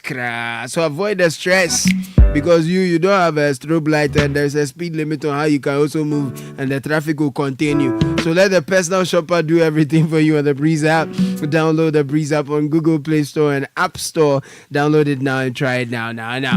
Let me tell you about the Eden Heights. It's a well-planned and secured gated community with access to an ultra-modern sports complex, Olympic-sized swimming pool, football court, basketball, athletics, and gym facilities. Eden Heights has available 2, 3, and 4-bedroom apartments and penthouses with the highest grade of finishing. For rental and sale, Eden Heights is delicately styled for your comfort and relaxation. We are located behind the West Hills Mall, Waja in Accra. For purchase and rental, call us on 050-153-1444, 050-153-1445. Visit our website on www.edenheights.com.gh for more details. Eden Heights, the height of modern living. Now, if you're home and you're, thinking of getting a mattress or something comfortable, Latex Foam is here. They are warning you not to go for shortcuts or compromises. Step into their showrooms and experience the difference, because they've got high quality mattresses and high quality furniture designed with your ultimate comfort in mind. Call them on 030-223-1155 or visit them online, latexfoamghana.com. Latex Foam is your partner for life. Only Basic Bank is always at your service, because they are Ghana's fastest growing corporate bank, and they have a 24-hour state-of-the-art contact center that will help you in time of need. Call them on 030 02758555 or walk into any of their branches, open an account and enjoy exceptional customer service. Omni Basic Bank at your service. The luckiest is here. Just dial *712#. Buy your ticket. The more you buy, the better your chances are of winning and win some great cash, because luck is a life-changing event and I believe everyone deserves a shot. The luckiest luck is everywhere. It's holiday season, and you know what that means. The kids are looking for some fun and some learning all in one. Imagine their excitement when they can enjoy channels such as Nickelodeon, Disney Junior, and Jim Jam on Go TV. It's non-stop edutainment that will keep them entertained and growing all vacation long. Why wait? Dial *759# to stay connected. Go TV, love it.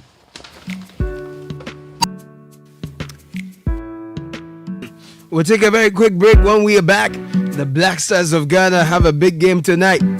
Hopefully they give us some hope and happiness. Stay with us, 97.3 Citi FM. This is the Citi Breakfast Show, the city's biggest conversation. Mommy and Daddy, please make us happy with a DSTV decoder. We want to laugh out loud with Cartoon Network's hilarious shows like Mr. Magoo, Lego DC Superhero Girls, and Pokemon Horizons. Help us to discover new worlds with CBB's Ranger Hamza Echo Quest and Nickelodeon's Camp Coral. We will also tune in to Disney Junior and DreamWorks. Keep your kids entertained whilst they are on holidays. Dial *759# to renew your subscription today. DSTV, your home of entertainment. So what goes into building quality structures? I mean, literally, what goes into it? Wujaf, you don't want to be sitting here somewhere worrying whether or not you did a really good job. It'd be a very simple equation. If there's no diamond cement in the mix, massa, forget it. Don't start cry. Menye, diamond cement has been providing builders, block makers, and construction companies that peace of mind for years. Diamond cement is 42.5 R grade cement. Unbeatable quality made right here in Ghana. And because we have your pocket in mind, we provide 32.5 R grade so that everybody getting on. No long talk, Jack. If there's no diamond cement in the mix, don't start. Locate Diamond Cement Ghana Limited nationwide with factories in Aflao, Takrade, and Buipe, or call 0244-313-368 or 0540-111-978 or 0202-021-175. Diamond Cement, still as hard as a diamond. The luckiest *712#. Luck is everywhere for everyone, yeah.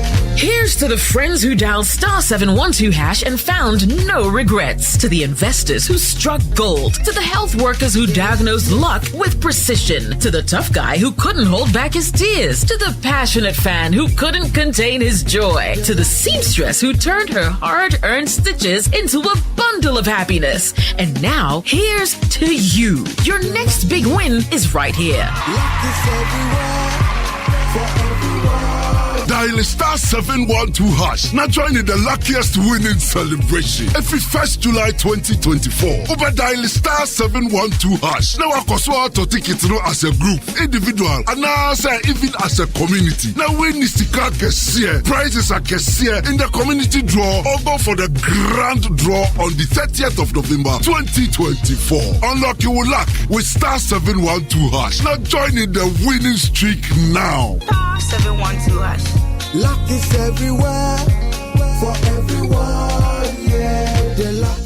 Are you hoping to start university this October? If you want a British degree from a world-class university at a fraction of the cost, then join Lancaster University Ghana in Accra. With a diverse student community, vibrant campus life, and up to 50% scholarship to support your study, Lancaster University Ghana provides you with a world-class education that creates endless possibilities globally. Don't miss this once-in-a-lifetime opportunity. Apply to join Lancaster University Ghana, where learners become leaders. Admissions are currently open for our 2024 intakes. Apply now for our foundation and undergraduate programs. For more information, contact us at +233 030 221 8989 or send an email to admissions@lancaster.edu.gh. Lancaster University Ghana, the only British university campus in West Africa. OneXBet presents an exciting world of entertainment in the 1X Games. You find Crash, Dice, Apple of Fortune, Money Wheel, and other exciting games with with many chances to win big wins. Go to the website onexbet.com.gh or app, enter promo code GHGames and receive welcome bonus up to 2,650 cedis. Fun to play, have a chance, fast to win. It's your best chance to grab your luck with OneXBet. Gambling can be addictive. Bet responsibly. Not for persons under 18 years. This advertisement has been vetted and approved by the Gaming Commission.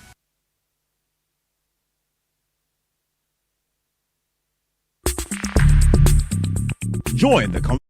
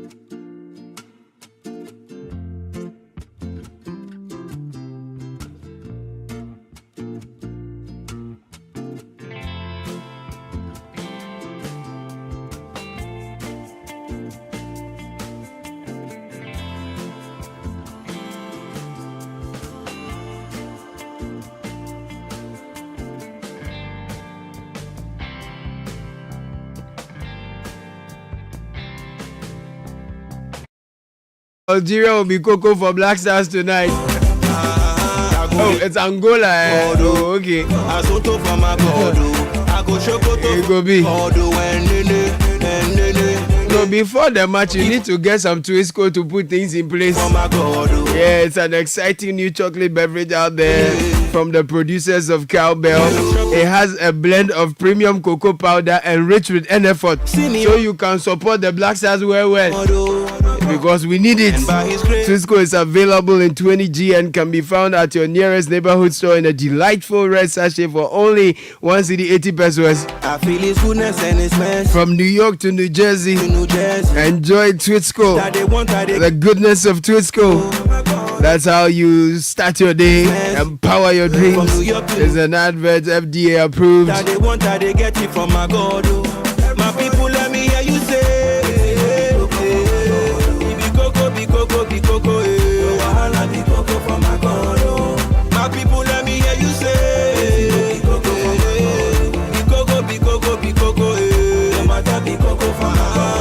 So Nathan, I think you should say go be cocoa for we. Oh, it go hard. It go be. It go hard. No. The Angolans are very strong. If you watch the last AFCON, yes, they played very, very well in that competition. So it will not be an easy run. The last time the Black Stars played Angola in Kumasi, they won that game by a goal to nil. Wow. It was actually the last kick of the game that won it. Antoine Semenyo scored that day, I remember. So the Angolans are a very, very tough side. What do you say? What would you say is your prediction? What's your prediction? I don't know. Are you hopeful? I think the Black Stars will win, but it will be a very, very difficult game. Ever since they started under Otto, I think because how many games have they lost? 2? Yeah, they are pretty good under Otto. Yeah, they've been pretty good under Otto. Right. They lost, I think, a friendly, and then they lost to Nigeria, and then they drew the second friendly. And then in the more competitive games, Otto has done really well. He beat Mali 2-1 away from home, which is a very complex game. And then he's won the others that he's played in. So it won't be easy, but the Black Stars, like I said, they've had a good run under Otto in his second coming. So and we played them in the last cycle. We beat them 1-0. I remember the Antoine Semenyo late one. Then we drew 1-1 with them. In Rwanda. So, but the Angolans are a tough side, and like I'm saying, if you remember what they did in the AFCON, it just reminds you that they've managed to rebuild a very, very good team. They were really good in the early to mid noughties, and then things kind of went south, but they've managed to rebuild the team. Who are the men Otoado is playing tonight? Well, I don't know about starting 11, but he's called up there's a squad that's very familiar to Ghanaians. The squad he's used in the last 2 or so games. Right. So the regulars are there. Jordan, Mo Kudus, Mo Salisu, all the others are there. He's made 1 or 2 changes. He's had to call in Fosin Amankwa, who plays for Norwich City in England. And then he had to replace one of the defenders with Jonas Ajeti. Jonas Ajeti plays in Switzerland. So a large chunk of the starting 11 people will see today are very familiar names, and then we'll see how it goes. Yeah, I think it will be a good game. Angola will be feeling pretty confident. They won the COSAFA. Yes, they are the COSAFA. About a month or 2 ago. So they are in very good form. They are very good form. The last AFCON, I think they were one of the bright spots. Mabululu. Gelson Dala was one of the darlings of that tournament. So they're all in town. Yes. So it should be. And they have a good coach, at this level as well. I think Pedro Gonçalves. Yes, really good. It will be a difficult game. It will, eh? Yeah, but I think Ghana has more than enough to win. But we should be careful. How important is this game? If we don't win it, what will happen? I told you this morning, the national mood at the moment is not the best. So if the Black Stars, we need the Black Stars to switch the country's mood for 2 hours, and then we can get back to the politicians will be very grateful for 2 hours away for a Black Stars win. Yeah, because if not, we will mix everything again. The politicians will hope that it goes well, so that Ghanaians can talk a bit more about the Black Stars and. So Nathan thinks we can do 1-0. Godfred, what are your predictions at? Realistically, I think we draw 1-1. Oh, sir. The Angolans are good. They are very good. Realistic for me, I think we draw. It's going to be a draw. I think we draw. Wow. I'm not. Nathan has gone the 1-0. I'll do 1-1. Draw there. But the point, you see, is the AFCON qualifiers. There's still a long way to go. But you see, the point though is this: it's not like the qualifiers get easier as you go along. The teams in Ghana's group are very tricky. There's Sudan, who are managed by ex-Black Stars player and coach Kwesi Appiah. So there's that very tricky element of playing Sudan, and then there's Niger. The thing though is that Niger will not play at home because of the political climate. They have to play in Morocco. Right. So the Black Stars are playing there on Monday. So we are playing Sudan, we're playing Niger, and then we're playing Angola. But the challenge with sometimes playing away from home or on a neutral ground is that it's nobody's ground. Yeah. Now, if you play Morocco, there's a high chance the turf is good. So it means that the Nigerians will feel comfy and play. But that's a story for Monday. We'll discuss that later. We were used to turf that is bad. I heard an interesting story yesterday. And talking about bad turfs, though. Yes. Talking about bad turfs, yeah. So, there's about this Ghanaian player who goes abroad, right? And because he's so used to playing on the bad turfs, but champion player. So go up and like when the ball, the ball has to bounce. So he's on this world class turf. They're passing the ball, he's still waiting. And I say, and the ball touch the ball. I said, Daddy. I see me trying the ball not bounce. Because he's so used to a bad pitch. It was someone bouncing.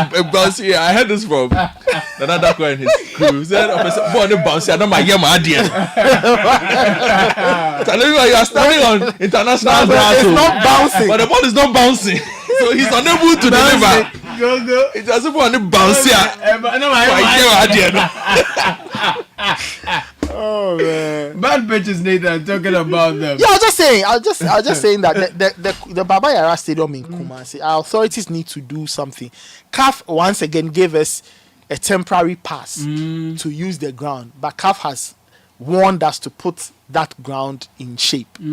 The pitch has to be better. I saw some photos. I thought it was looking good. And, yeah, it will look okay to the eye. But the point is, there are things that stadium must be upgraded heavily, or else we'll soon attract CAF's anger and won't be able to play qualifying games in Ghana anymore. So please, the NSA Sports Ministry, look at that and see what you can do to upgrade the Baba Yara Stadium. But of course, it's Ghana Angola later today, 4 p.m. The City Sports team will be here. We'll live go commentary. Live. Yes, we have live commentary from 4. We'll be here from about 3 to build up and all of that, and then we'll give you live commentary from 4 p.m. So join us. If you're at work or you're on the move, just listen to us. Tune in from 4, and then we'll guide you through. No, but just get some food to eat before, right? Very important, Charlie. Black Star. So when you see me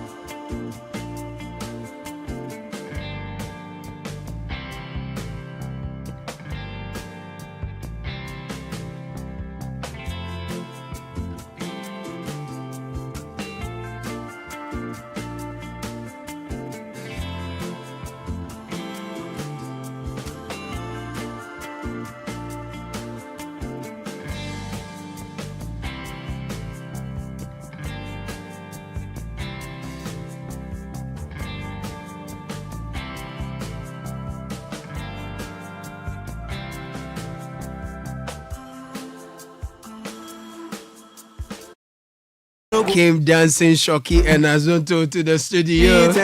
Oh, EL, what a good sound. He calls it Coco. I love it. From New York to New Jersey, no matter what I they get it from my God. Oh. I feel His goodness and His mercy. Many thanks to Nathan Neo Budaikwa, Godfred Akutubwa for Richard Delaskai. They joined me, Caleb Kuda, for the show this morning. Fred Tete Jabano, executive producer, Papa.